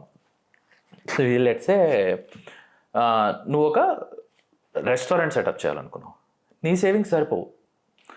ఇప్పుడు రెస్టారెంట్ చూస్తే జూబ్లీ హిల్స్ 1 కోటి రూపాయలు మినిమం. కోటి ఎక్కడ, కోటి రోజులు చాలా పోయాయి. మన క్లయింట్స్ బోలెంత మంది ఉన్నారు. 3 కోట్లు 4 కోట్లు ఖర్చు పెట్టందే నీకు ఒక రెస్టారెంట్ రాదు. అండ్ అలాంటి రెస్టారెంట్ లేకపోతే జనాలు వెళ్ళరు కూడా, ఎందుకంటే కన్జ్యూమర్ సెగ్మెంట్ మారిపోయింది. నువ్వు నేను స్కూల్లో ఉన్నప్పుడు మనం ఉడిపి విలాసు, రాఘవేంద్ర మెస్, ఇలాంటి వాటికి వెళ్తే ఇట్స్ గ్రేట్ థింగ్. ఇప్పుడు కన్జ్యూమర్ సెగ్మెంట్ మారిపోయింది, పర్చేసింగ్ పవర్ కూడా ఎక్కువైంది, కన్జ్యూమర్ సెగ్మెంట్ మారిపోయింది. ఇప్పుడు ఎవరు వెళ్తున్నారు, Raghavendra, Sandarshini, those are really quick snack restaurants. ఇది వరకు అవి రెస్టారెంట్స్, ఇప్పుడు అవి క్విక్ స్నాక్ రెస్టారెంట్స్. అంటే మనం గబగబా లేదంటే పొద్దున్న వెళ్ళి టిఫిన్ ఫాస్ట్గా తిని వెళ్ళిపోవడానికి, లేదంటే మధ్యాహ్నం మీల్స్ ఉన్నాయి అంటే okay quick meals, quick restaurants. వెళ్ళి 10 నిమిషాలు 15 నిమిషాలు ఆడి ఫాస్ట్గా సర్వ్ చేస్తాడు, ఫాస్ట్గా తింటాము, వెళ్ళిపోయా. వాటికి అవి ఇది వరకు అవే పెద్దవి మనకి. ఇప్పుడేంటి, మనం వెళ్ళాము అంటే చెఫ్ ఉండాలి, ఒక చెఫ్ ఉండాలి, ఒక వెయిటర్ ఉండాలి, ఆ వెయిటర్కి మళ్ళీ ప్రాపర్ డ్రెస్ ఉండాలి, ఆడ నెత్తి మీద ఒక టోపీ పెట్టుకోవాలి, ఆడ సర్వ్ చేసేది ఇది చేసుకోవాలి. అంటే mind set also has changed. Serving ఇది చేసుకోవాలి, వాడు ఎలా విష్ చేస్తున్నాడు, we have issue with that also. ఇది వరకు ఏం చేసేవారు, ఒక స్టీల్ ప్లేట్ తీసుకొని ఓ తడి కూడా తీసుకొని తుడిసి నీకు పెట్టేవాడు తిన్నాకి. ఇప్పుడు ఇస్తే ఏం చేస్తావు, వెళ్ళం కూడా వెళ్ళాం ఆ ప్లేస్కి. సో నువ్వు రెస్టారెంట్ పెట్టాలంటే ఒక మంచి రెస్టారెంట్ పెట్టాలంటే మినిమం 3-4 కోట్లు అవుద్ది. ఎందుకంటే కట్లరీ క్రాకరీకే నీకు కనీసం ఒక 25-30 lakhs అవుద్ది. సో ఇప్పుడు మన క్లయింట్లో కూడా చాలా పబ్స్ ఉన్నాయి. ఒక పబ్ పెట్టాలంటే 6-7 crores. ఇప్పుడు కొన్ని పబ్స్ చూస్తే 20 crore 25 crores పెట్టి కట్టారు. ఈవెన్ గచ్చిబౌలి చూస్తే whatever the premium pubs that you're seeing, Prism అవ్వచ్చు, 040 అవ్వచ్చు, whatever pubs you're seeing, చాలా costly. Because music system, surrounding, ambience, lighting అదంతా కూడా ఇప్పుడు మారిపోయింది. సో నువ్వు రెస్టారెంట్ పెట్టాలనుకున్నావు అనుకో, ఏమవుతుంది, దట్ విల్ కాస్ట్ 3 crores. అది నీ సేవింగ్స్తో సరిపోదు. అప్పుడు డెఫినెట్లీ యూ హ్యావ్ టు నువ్వు ఒక ఇన్వెస్టర్స్ని తెచ్చుకోవాలి, అంటే ఫ్రెండ్స్ అండ్ ఫ్యామిలీ అందరు కలిసి పూల్ చేసి ఒక రెస్టారెంట్ పెట్టి దాన్ని నడిపించాలి. సో ఇన్వెస్టర్ స్టార్టింగ్లోనే వెళ్ళాలా తర్వాత వెళ్ళాలి అంటే జనరల్లీ నా సజెషన్ ఏంటంటే ఫస్ట్ నువ్వు ప్రూవ్ చేసుకుని ఇన్వెస్టర్కి వెళ్తే వాడు కూడా కాన్ఫిడెంట్గా ఉంటాడు. లేదు మనం చేసే బిజినెసే ఇప్పుడు రెస్టారెంట్ 1 time ఇన్వెస్ట్మెంట్, తర్వాత నాకేం ఇన్వెస్ట్మెంట్ అక్కర్లేదు అన్లెస్ అంటే నేను ఇంకో 2-3 రెస్టారెంట్లు పెట్టాలి. సో అదే టైంలో కావాలి అంటే దెన్ డెఫినెట్లీ. బట్ ఎవరు నమ్ముతారు, అన్లెస్ అంటే నీకు ఎక్స్పీరియన్స్ ఉంటే తప్ప, లేదు అంటే నీ ఫ్రెండ్స్ అండ్ ఫ్యామిలీ నమ్ముతారు. So it all depends upon that. So ఈ ఇన్వెస్టర్కి వెళ్ళే టైంలో ఆ బోర్డ్ రూమ్లో కానీ ఆ క్లోజ్డ్ రూమ్స్లో ప్రెజెంటేషన్స్ ఇచ్చేటప్పుడు కంపెనీ గురించి జనరిక్గా ఏం చెప్పవచ్చు అంటే, లెట్స్ ఒక నా దగ్గర యాప్ ఉంది, ఆ యాప్కి ఇన్ని డౌన్లోడ్స్ అయినాయి అని చెప్తే వస్తారా, లేదా ఇంతమంది యూజర్స్ ఉన్నారు, ఇంతమంది రిటర్న్ అవుతున్నారు మంత్లీ, ఇట్లా ఉందా? ఒక జనరిక్ బిజినెస్ పర్స్పెక్టివ్లో ఏం చూపించాలి ఇన్వెస్టర్స్కి, ఒక 3 things? ఇప్పుడు నువ్వే ఉన్నావు, నేను బిజినెస్తో వచ్చాను, మనం విల్ ప్లే రివర్స్ రోల్. నువ్వే ఉన్నావు, నేను బిజినెస్ ఐడియాతో వచ్చాను, ₹1,00,00,000 పెట్టమన్నా. ఫస్ట్ నువ్వేం ఆలోచిస్తావు? నీకేం ప్రాఫిట్ వచ్చింది కదా, ఎంత ప్రాఫిట్, డబ్బులు సంపాదిస్తున్నావా లేదా? అంతే కదా. నాకైతే అదే కావాలి. నువ్వు ₹1,00,00,000 పెడితే నువ్వు దెబ్బ అయిపోతావా లేదంటే సంపాదించుకుంటావా? ఫస్ట్ అది కావాలి కదా. First return. ఓకే, ప్రతి ఇన్వెస్టర్కి కావాల్సింది రిటర్న్. రిటర్న్ ఎలాగా? ప్రాఫిట్లో భాగం అవ్వచ్చు, లేదంటే వాల్యుయేషన్లో భాగం అవ్వచ్చు. ఇప్పుడు జొమాటో ఉంది, ఇన్ఫో ఎడ్జ్ ఎప్పుడో ఇన్వెస్ట్ చేసిన జొమాటోలో 25%. అది ఇన్వెస్ట్ చేసిన అమౌంట్కి కనీసం నాకు తెలిసి ఒక 100 times వచ్చి ఉంటుంది రిటర్న్ ఇప్పుడు. సో నీకు 100 times ఇవ్వగలనా నేను? సో నీకు 100 times ఇవ్వగలనా అనే చూడడానికి దెన్ నెక్స్ట్ దానికి వెళ్తావు. సో ఫస్ట్ చూసేది ఏంటి? రిటర్న్. రిటర్న్ ఎలా చూస్తావు? ఓకే, అసలు నీ బిజినెస్లో నువ్వు బతుకుతున్నావా?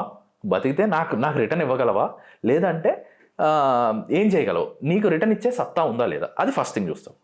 సెకండ్ థింగ్ ఏం చూస్తావు? ఓకే, రిటర్న్ అయిపోయింది, నువ్వే చెప్పు. సెకండ్ ఏం చూస్తావు? నా దగ్గర ₹1,00,00,000 పెట్టావు, నేను రిటర్న్ ఇవ్వగలను అని ప్రూవ్ చేశాను అంటే ఓకే, నా బిజినెస్లో ప్రాఫిట్ ఉంది, నా బిజినెస్లో డబ్బులు వస్తున్నాయి, ప్రూవ్ చేశా. సెకండ్ థింగ్, ఓకే, టీం బాగుందా, మనుషులు ఎట్లాంటి వాళ్ళు, సత్తా. ఓకే, నాలో సత్తా ఉందా లేదా చూస్తావు, అంతే కదా. So what ever you told, team అంటే నేను ఇప్పుడు టీం బాగుండాలి అంటే ఫస్ట్ నేను సెట్ చేయాలి కదా టీంని. సో ఫౌండర్కి సత్తా ఉందా, capability. First is return, second is capability. ఫౌండర్కి సత్తా ఉందా లేదా, ఫౌండర్ ఈ ₹1,00,00,000 నీ దగ్గర తీసుకున్న ₹1,00,00,000 ఖర్చు పెట్టడం వల్ల వాడి ఆబ్జెక్టివ్, వాడి బిజినెస్ అచీవ్ అవ్వగలుగుతున్నాడా, దానికి అది ఎగ్జిక్యూట్ చేసే కేపబిలిటీ ఉందా లేదా చూస్తావు. Third thing, business plan. తర్వాత ఎట్లా ముందుకు తీసుకెళ్తావు. ఓకే, నువ్వు రిటర్న్ ఇస్తా అంటున్నావు, నమ్మా. నీ దగ్గర కేపబిలిటీ ఉంది అంటున్నావు, నమ్మా. మూడోది, ఏం చేస్తావు? అంటే నేను పెట్టిన డబ్బులకి నువ్వు ఏం చేస్తావు, నన్ను ఎట్లా ఎగ్జిట్ చేస్తావు.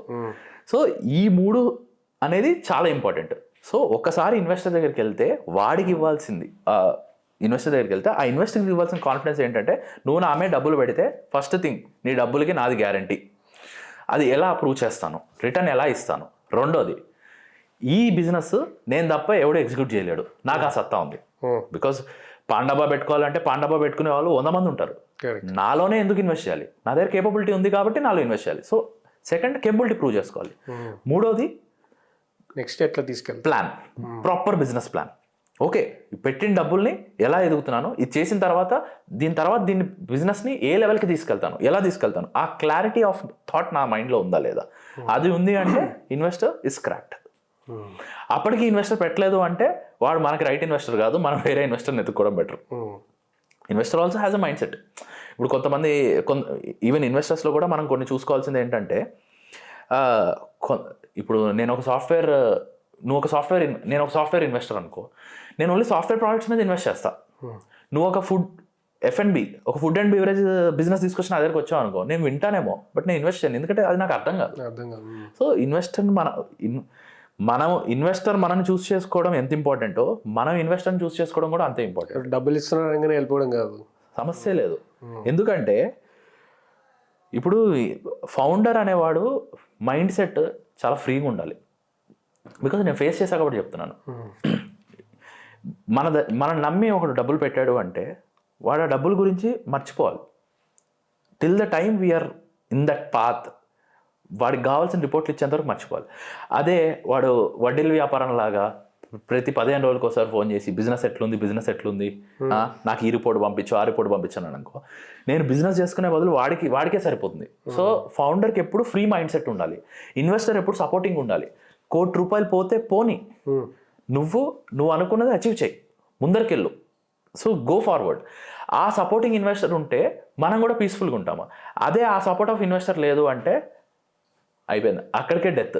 వాడు వీడు కొట్టుకుంటారు, అది అయిపోతుంది. సో ఫౌండర్ని ఎంత చూస్ చేసుకోవడం ఎంత ఇంపార్టెంటో, ఫౌండర్ ఇన్వెస్టర్ని చూస్ చేసుకోవడం కూడా చాలా ఇంపార్టెంట్. ఇప్పుడు నాకు ఏదైనా కనెక్ట్ కావాలంటే, నువ్వు నా కంపెనీలో ఇన్వెస్ట్ చేసావు అంటే నేను నీ దగ్గరికి వచ్చి ఫ్రీగా అడగాలి, నాకు ఈ 10 మందిని ఇంట్రడ్యూస్ చేయి. అదే మన ఇద్దరం కొట్టుకు చూస్తున్నావు అనుకో, నువ్వు ఇంట్రడ్యూస్ చేయవు, నేను ఇక్కడ సెటిల్ చేసుకోవడంలో ఉంటా.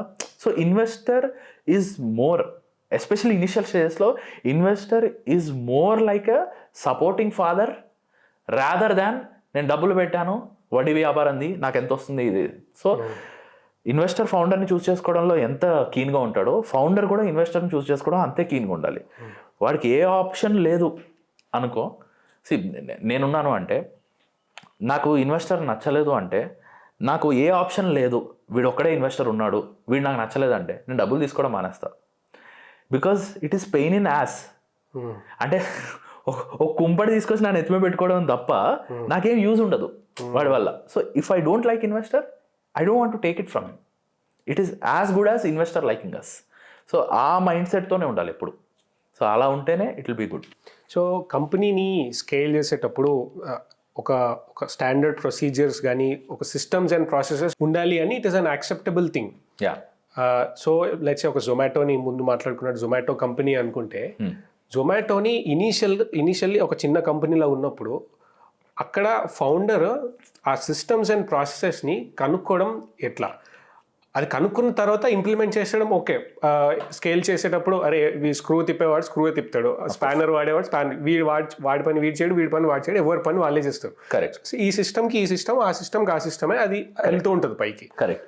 ఇది అంతా స్కేల్ అవుతున్నప్పుడు స్కేల్ అయినాక చూస్తే నీకు కనిపిస్తుంది. బట్ స్కేల్ అయ్యేటప్పుడు as a founder or as a business owner ఎట్లా కనిపెట్టాలి సిస్టమ్స్ అండ్ ప్రాసెసెస్ని షేప్ చేయడానికి? యా.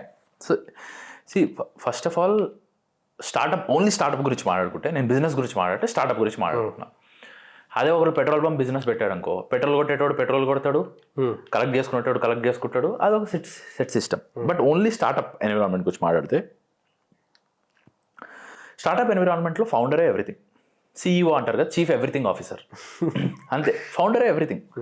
ఈవెన్ నేను స్టార్ట్ చేసినప్పుడు కూడా నా ఒకవేళ ఏదైనా ఫ్లోర్ మీద పడితే నేనే మాబ్ తెచ్చుకొని క్లీన్ చేసుకునేటోండి. It is everything.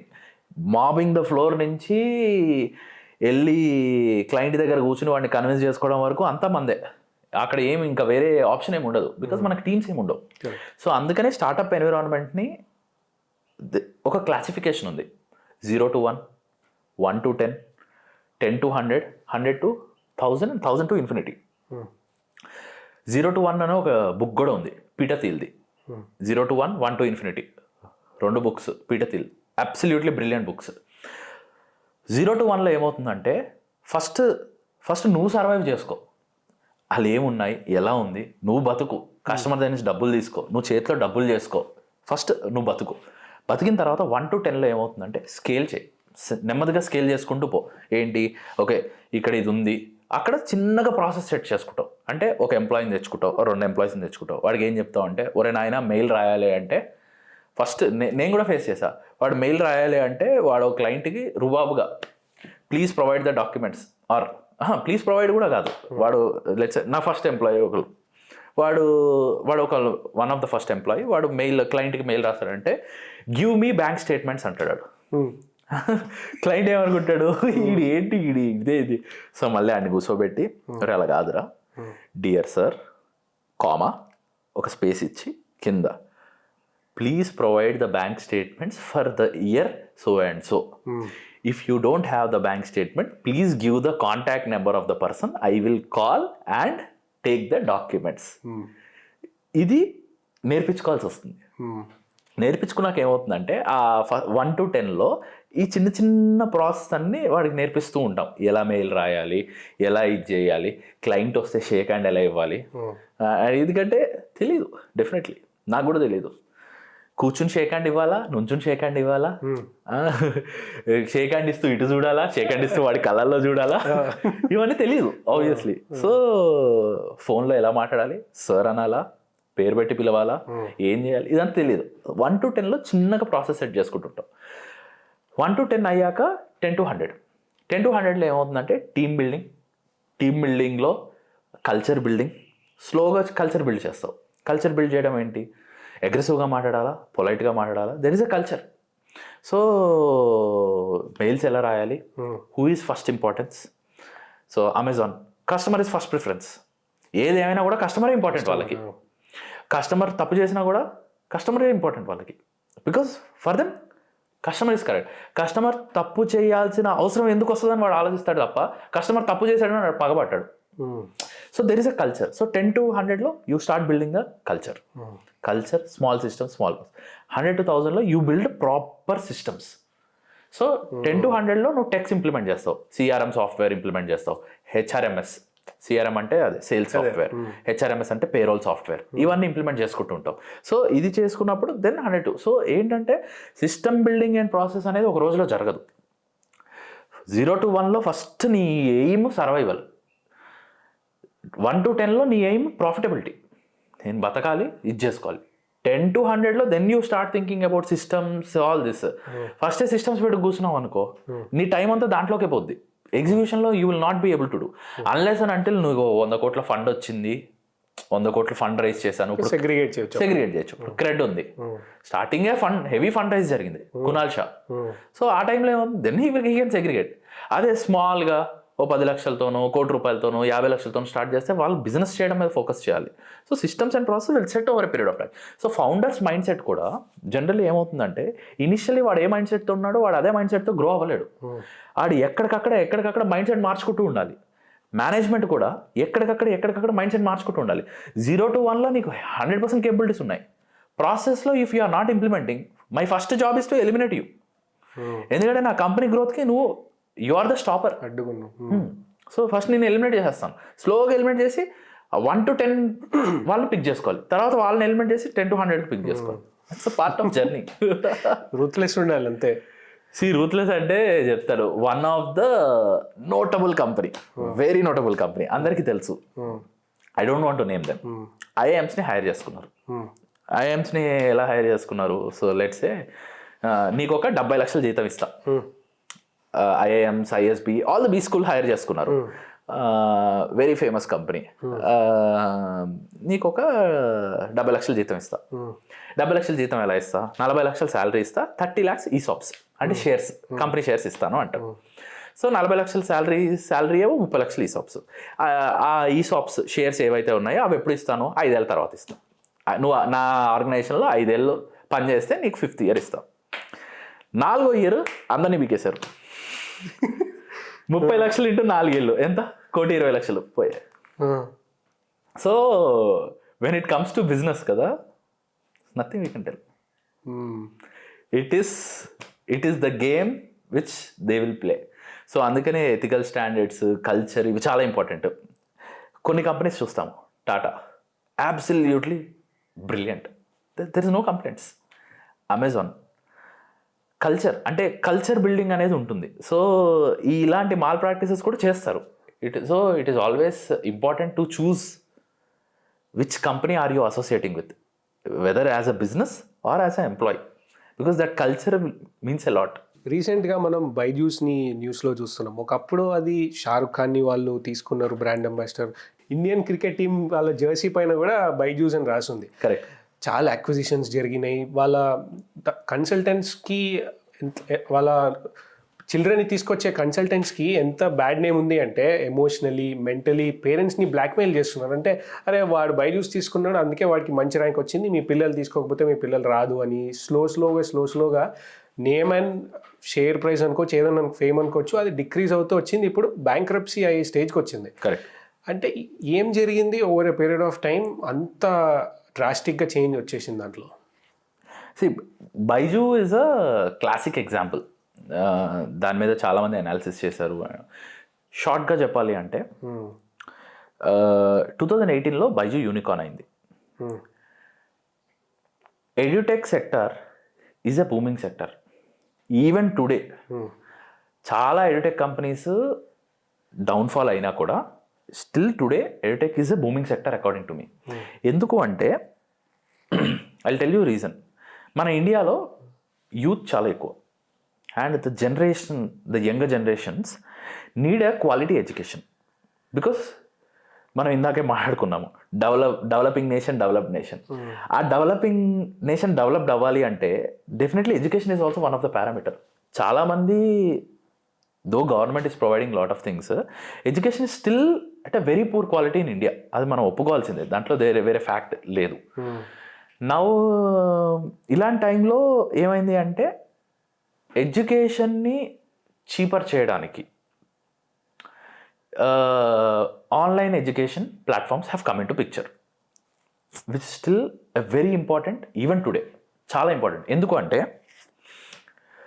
ఒక కాలేజ్ తీసుకో, ఒక స్కూల్ తీసుకో. ఈరోజు స్కూల్స్ ఎంత పెట్టి కడుతున్నారు? 25 కోట్లు 35 కోట్లు పెట్టి కడుతున్నారు. వాడు ఏం చేయాలి?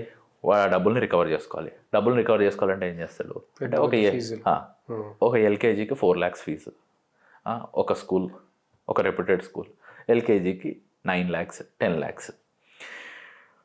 ఆడు ఉండేది ఇంత, మా బుడ్డోడే తీసుకుందాం, ఆడు ఉండేది ఇంత, ఆడు వేసుకునే బ్యాగ్ ఇంత. దానికి నేను ఒక 7 lakhs 8 lakhs ఫీజు కట్టాలి అంటే it is ridiculous to get a quality education. So ఇప్పుడు చూస్తున్న స్కూల్స్ చూస్తే some schools are still there, but few schools are maybe most of the schools, at least Hyderabad చూసుకుంటే most of the schools very లగ్జరీగా కడుతున్నారు. And ఆ లగ్జరీగా ఏం చేస్తున్నారు? దాన్ని ఎక్కడి నుంచి రికవర్ చేయాలి? స్టూడెంట్స్ నుంచి రికవర్ చేయాలి. స్టూడెంట్స్ నుంచి రికవర్ ఎలా చేస్తారు? ఫీజుల రూపంలో చేస్తారు. నా ఆ ఫీజులు let's a parents are there. Parents ఏమనుకుంటారు? నా కొడుకు నాలా, especially middle class mentality or maybe above middle class mentality, నా కొడుకుకి బెస్ట్ ఎడ్యుకేషన్ ఇవ్వాలి. సో వాడి జీవితంలో వాడు ఏమనుకుంటే అది చేసుకోవాలి, వాడికి బెస్ట్ ఎడ్యుకేషన్ ఇవ్వాలి. సో ఇంత వరల్డ్ క్లాస్ స్ట్రక్చర్స్ బిల్డ్ చేసి ఈ బెస్ట్ ఎడ్యుకేషన్ కోసం they are spending, which is true on their part. But what is happening to the other segment? Because India, most of the segment in India is below middle class, poor segment, below middle class or middle class segment. Most of the segment in India. వాళ్ళకి quality education ఎలా రావాలి? So దానికోసము the cheaper version of quality education is always online. Edtech companies. ఎందుకు? Infrastructure ఉండదు. నువ్వు 20 కోట్లు కట్టి building కట్టకపోతే ఆ 20 కోట్లు స్టూడెంట్ మీద రుద్దవు కదా. సో ఏం రుద్దాల్సి వస్తుంది? Only the video content preparation, రెండోది సేల్స్. అంటే వాడు ఒక వీడియో తయారు చేయడానికి వాడికి 10 లక్షలు అయింది, క్వాలిటీ వీడియో తయారు చేయడానికి. లెట్సే దాన్ని అమ్మడానికి, దానికి ఒక లెట్సే ఒక 10,000 మందికి అమ్మడానికి వాడికి ఒక 20 లక్షలు ఖర్చు. ఆ 30 లక్షలు వాడు ప్లస్ వాడి ప్రాఫిట్ రికవర్ చేసుకుంటాడు. So online education is still a booming sector. దాంట్లో there is no doubt about it. నా ఎస్పెషల్లీ బైజూ తీసావు కాబట్టి, బైజూ 2018లో యూనికార్న్ అయింది. యూనికార్న్ అంటే 1 బిలియన్, అంటే 8,000 కోట్లు వాల్యుయేషన్ కన్నా ఎక్కువ ఉంటే యూనికార్న్ అంటారు. సో బైజూ యూనికార్న్ అయింది 2018. 2018 తర్వాత బైజూ ఏం చేసిందంటే వాళ్ళు మ్యాసివ్ అక్విజిషన్ ప్లాన్ చేసుకున్నారు. వాళ్ళు ఏం చేశారంటే Covid had made Byju very proud for what ever reason. ఎందుకంటే కోవిడ్ టైంలో పిల్లలు ఇంటికి వెళ్ళలేరు, బట్ తల్లిదండ్రులు ఎలా ఆలోచిస్తారు అంటే వాళ్ళకి ఎడ్యుకేషన్ ఉండాలి, బికాస్ వాళ్ళు అది కోల్పోతారు, ఈ ఇయర్ వేస్ట్ అయిపోతుందని everyone started subscribing online platforms. ఆ టైంలోనే మనకి చాలా ప్లాట్ఫామ్స్ వచ్చాయి. ఏది బైజూ అవ్వచ్చు, white hat junior. 5 years 6 years కిడ్కి కోడింగ్ నేర్పిస్తారు. 5th క్లాస్ కిడ్కి కోడింగ్ నేర్పిస్తారు. Not 5 years 3 years, 5th class కిడ్కి కోడింగ్ నేర్పిస్తాడు. ఫస్ట్ వాడిని బతకనివ్వండి, వాడిని మెచ్యూర్ అవ్వనివ్వండి. ఈ కోడింగ్ ఇది ఓకే గుడ్, ఇంట్రడ్యూస్ చేయండి. సో వైట్ హ్యాట్ వచ్చింది. వైట్ హ్యాట్ ఆ కాన్సెప్ట్ వచ్చి వాళ్ళు కూడా బూమ్ అయ్యారు. ఎందుకు? ఒక 7th క్లాస్ పిల్లోడు ఇంట్లో వాడు కోవిడ్ టైంలో ఖాళీ కూర్చునే కన్నా వాడికి కోడింగ్ కోర్సు ఏదో నేర్పిస్తే ఏదో పడి ఉంటుందని 6,000 7,000 పెట్టి కోడింగ్ కోర్సు. సో కోవిడ్ టైంలో ఈ ఎడ్యుకేషన్ సెక్టర్స్ అన్నిటికీ బూమ్ వచ్చింది. అప్పుడు బైజూ ఏం చేసింది? వాళ్ళు ఫండ్ రైజ్ చేశారు. ఫండ్ రైజ్ చేసి ఏం చేశారు? వైట్ హ్యాట్ జూనియర్ని 300 million అక్వైర్ చేశారు. 300 million అంటే దగ్గర 2,400 కోట్లు. ఆకాష్ ఐఐటి వాట్ ఎవర్ వాళ్ళు ఏదైతే కోర్సెస్ చేస్తున్నారో ఆకాష్ని అక్వైర్ చేస్తారు 900 million. గ్రేట్ లెర్నింగ్ అక్వైర్ చేశారు. ఇంకోటి ఏవో ఉన్నాయి, 7-8 మ్యాసివ్ అక్విజిషన్స్ చేశారు. మ్యాసివ్ అక్విజిషన్స్ ఎలా చేశారు? ఆ కోవిడ్ టైంలో బైజూస్కి వచ్చిన బూస్ట్ని ఆ 1 billion వాల్యుయేషన్ తీసుకుపోయి వాల్యుయేషన్ పెంచుకుంటూ పోయారు. వెళ్ళి ఒక పాయింట్ ఆఫ్ టైంలో వాడికి ఎవరు ఫండ్ ఇవ్వడానికి రెడీ లేకపోతే సాఫ్ట్ లోన్ తీసుకున్నారు. యుఎస్ నుంచి ఒక సాఫ్ట్ బ్యాంక్ నుంచో ఐ డోంట్ నో ఎగ్జాక్ట్లీ, నాకు తెలియదు. They have taken a loan. ఆ లోన్లో కండిషన్స్ ఏంటంటే నువ్వు కనుక నా లోన్ రీపే చేయకపోతే నీ దగ్గర ఉన్న బిజినెస్ని నేను తీసేసుకుంటా అని ఇచ్చేసారు. 2022 March 31 బైజూ వాల్యుయేషన్ 22 billion. ఏమైంది? వాళ్ళు లోన్ రీపే చేయడం లోన్ రీపే చేయలేకపోతున్నారు. లోన్ రీపే చేయలేకపోవడంతో ఏమైంది, సో వాళ్ళు కేసు పెట్టారు, వీళ్ళు వెళ్ళి ఫైట్ చేశారు, అలా ఇలా ఇస్తాము, కేసు కూడా ఓడిపోయారు. మళ్ళీ ఈ బిజినెస్ నుంచి they should start giving them money, ఎందుకంటే వాళ్ళు హార్డ్ చేయడం స్టార్ట్ చేశారు. వీళ్ళు ఏం చేశారు, ప్లానింగ్ సరిగ్గా లేక అక్విజిషన్స్, మ్యాసివ్ అక్విజిషన్స్ స్టార్ట్ చేసుకుంటూ వెళ్ళారు. టర్న్ ఓవర్ చూస్తే 2,000 కోట్లు రెవెన్యూ, లాస్ ఏమో 4,000 కోట్లు. అంటే నీవు 2,000 కోట్లు సంపాదించడానికి తిరిగి 4,000 కోట్లు ఇస్తున్నావు. అంటే నువ్వు పెట్టే ప్రతి ఒక్క రూపాయికి, నీకు వచ్చే రూపాయికి నువ్వు ఇంకో 2 రూపాయలు ఇస్తున్నావు. సో 2,000 కోట్లు 4,000 కోట్లు లాస్. ఏం చేయాలో తెలియట్లేదు, శాలరీస్ ఇవ్వలేకపోతున్నారు. So obviously that led to the downfall. Byju downfall అంతా అదే రీజన్. ఏం చేస్తున్నారు, ఎంప్లాయీస్ ఏమో వీడియోలు, సోషల్ మీడియాలో వీడియోస్ పెట్టి బైజూస్ మీద ఏడుస్తున్నారు. పేరెంట్స్ ఏమో వీళ్ళని టార్చర్ చేస్తున్నారు, ఆర్ మేబీ ఆ కాల్స్ ఇది చేస్తున్నారు, దాని మీద ఏడుస్తున్నారు. ఫౌండర్ ఏమో ఇన్వెస్టర్ దగ్గర ఏడుస్తున్నారు. సో అందరూ ఏడ్చుకుంటూ ఉన్నారు. So there is no growth about Byju. So it's a classic example of financial management. Financially mismanage చేశారు, నా గ్రోత్ని సరిగ్గా చూసుకోలేకపోయారు, బిజినెస్ని ప్రాపర్గా, అంటే మ్యాసివ్ ఎక్స్పాన్షన్కి వెళ్ళిపోయి ఒకేసారి కూలిపోయారు. సో అది కనుక ప్రాపర్గా ప్లేస్ చేసుకుంటే Baiju is a classic example. ఇప్పుడు మనకు వేరే కంపెనీస్ ఉన్నాయి, అప్గ్రేడ్ అవ్వచ్చు, వేరే కంపెనీస్ ఉన్నాయి, అవన్నీ కూడా వాల్యుయేషన్ పడిపోయింది వాళ్ళకు కూడా. But still they are able to survive because they have not taken any extreme decisions. అక్విజిషన్స్లో అవ్వచ్చు, మార్కెటింగ్లో అవ్వచ్చు. వాళ్ళు వెళ్ళి ఫుట్బాల్ ఇది చేసి మెస్సీతో తీసుకున్నారు. సో వాళ్ళకి వేరే స్ట్రాటజీస్ ఉండొచ్చు, I don't comment on it, but they have to see. అంటే ఎందుకు, ఇప్పుడు నువ్వు చెప్పావు ఇండియన్ క్రికెట్ టీమ్, సో దాని మీద స్పెండ్ చేయాలా, దానికన్నా వేరే దాని మీద స్పెండ్ చేయొచ్చు. అండ్ డెఫినెట్లీ వాళ్ళ స్ట్రాటజీస్ అవన్నీ కూడా పోయాయి కాబట్టి they have just gone for toss. But still even today online education is one of the booming segment. Content creation, online education, everything will be the booming segment for next whatsoever years. So ఒకరు business start చేయాలంటే ర్యాండమ్గా నా దగ్గర డబ్బులు ఉన్నాయి, ఒకవేళ person passionate అయితే ఏదో ఒకటి స్టార్ట్ చేస్తారు, యాప్ బిల్డింగ్ అనో ఏదో ఒక బిజినెస్ స్టార్ట్ చేస్తారు. నా దగ్గర డబ్బులు ఉన్నాయి కానీ నాకు ఏం చేయాలో తెలియదు, కానీ బిజినెస్ చేయాలి. సో అట్లాంటి వాళ్ళకి what do you suggest? Okay, నేను ఈ క్వశ్చన్ రివర్స్ అడుగుతాను. నీ దగ్గర డబ్బులు ఉన్నాయి, tell me what business, you can tell randomly what business you want to start.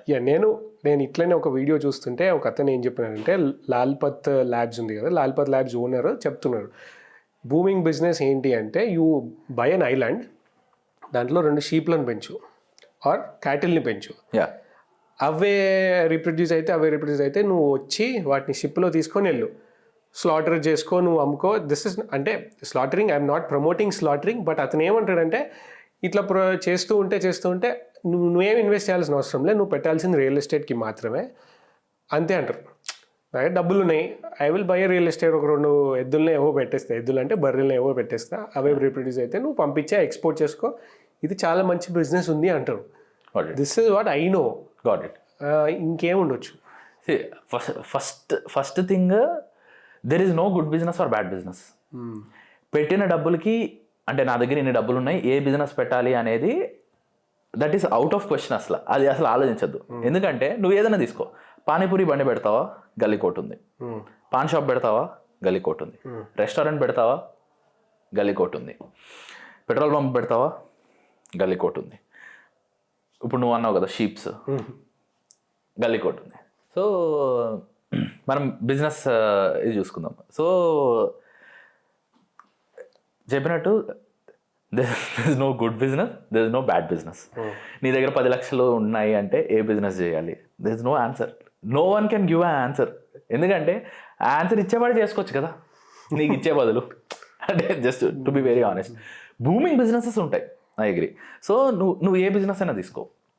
ఇప్పుడున్న ప్రజెంట్ జనరేషన్లో ఆన్లైన్ షాపింగ్, ఇన్స్టాగ్రామ్లో 1000 పేజీలు ఉన్నాయి.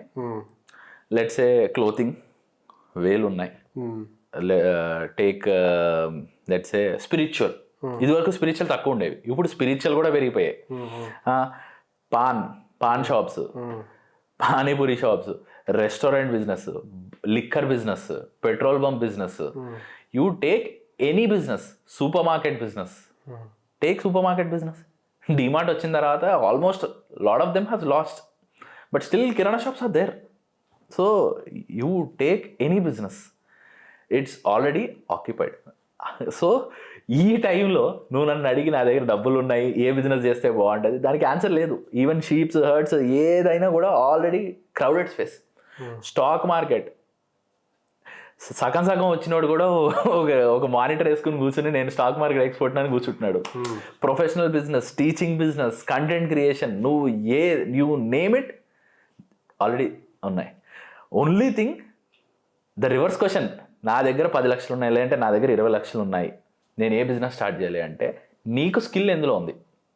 ఇన్వెస్ట్ చేయాలంటే that is a different answer, is different. Invest చేయాలి అంటే మంచి బిజినెసెస్లో ఇన్వెస్ట్ చేస్తాం, ప్రాఫిటబిలిటీ ఉన్న బిజినెస్లో ఇన్వెస్ట్ చేస్తాం. బట్ నీ అంతా నువ్వు ఏదైనా బిజినెస్ స్టార్ట్ చేయాలంటే అసలు నీకు స్కిల్ ఎందులో ఉంది, నీకు ప్యాషన్ ఎందులో ఉంది.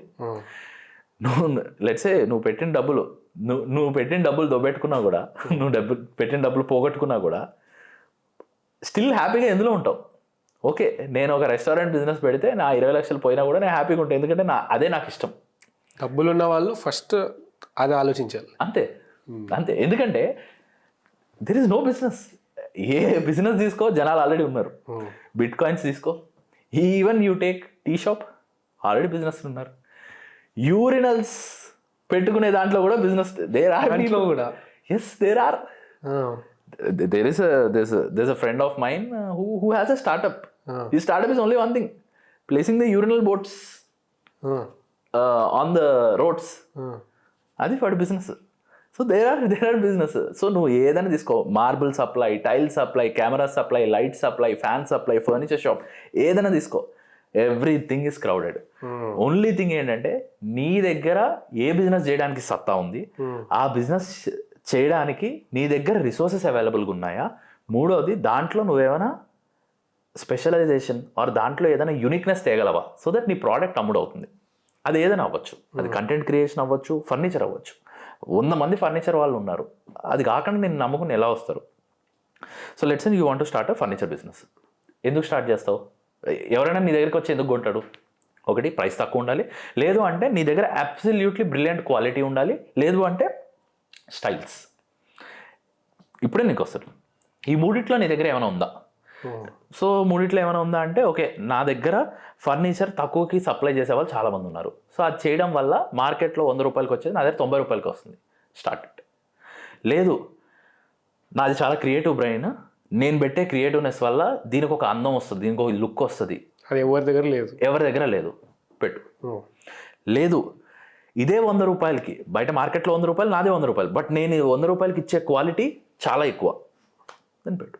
సో ఏంటంటే ఎవరైనా నన్ను చాలామంది అడిగారు ఏ బిజినెస్ బాగుంటుంది, ఏ బిజినెస్, ఎనీ బిజినెస్, నువ్వు ఏ బిజినెస్ అయినా తీసుకో, ఈవెన్ ఇట్స్ ఇల్లీగల్ బిజినెస్, మార్కెట్లో ఉన్నారు.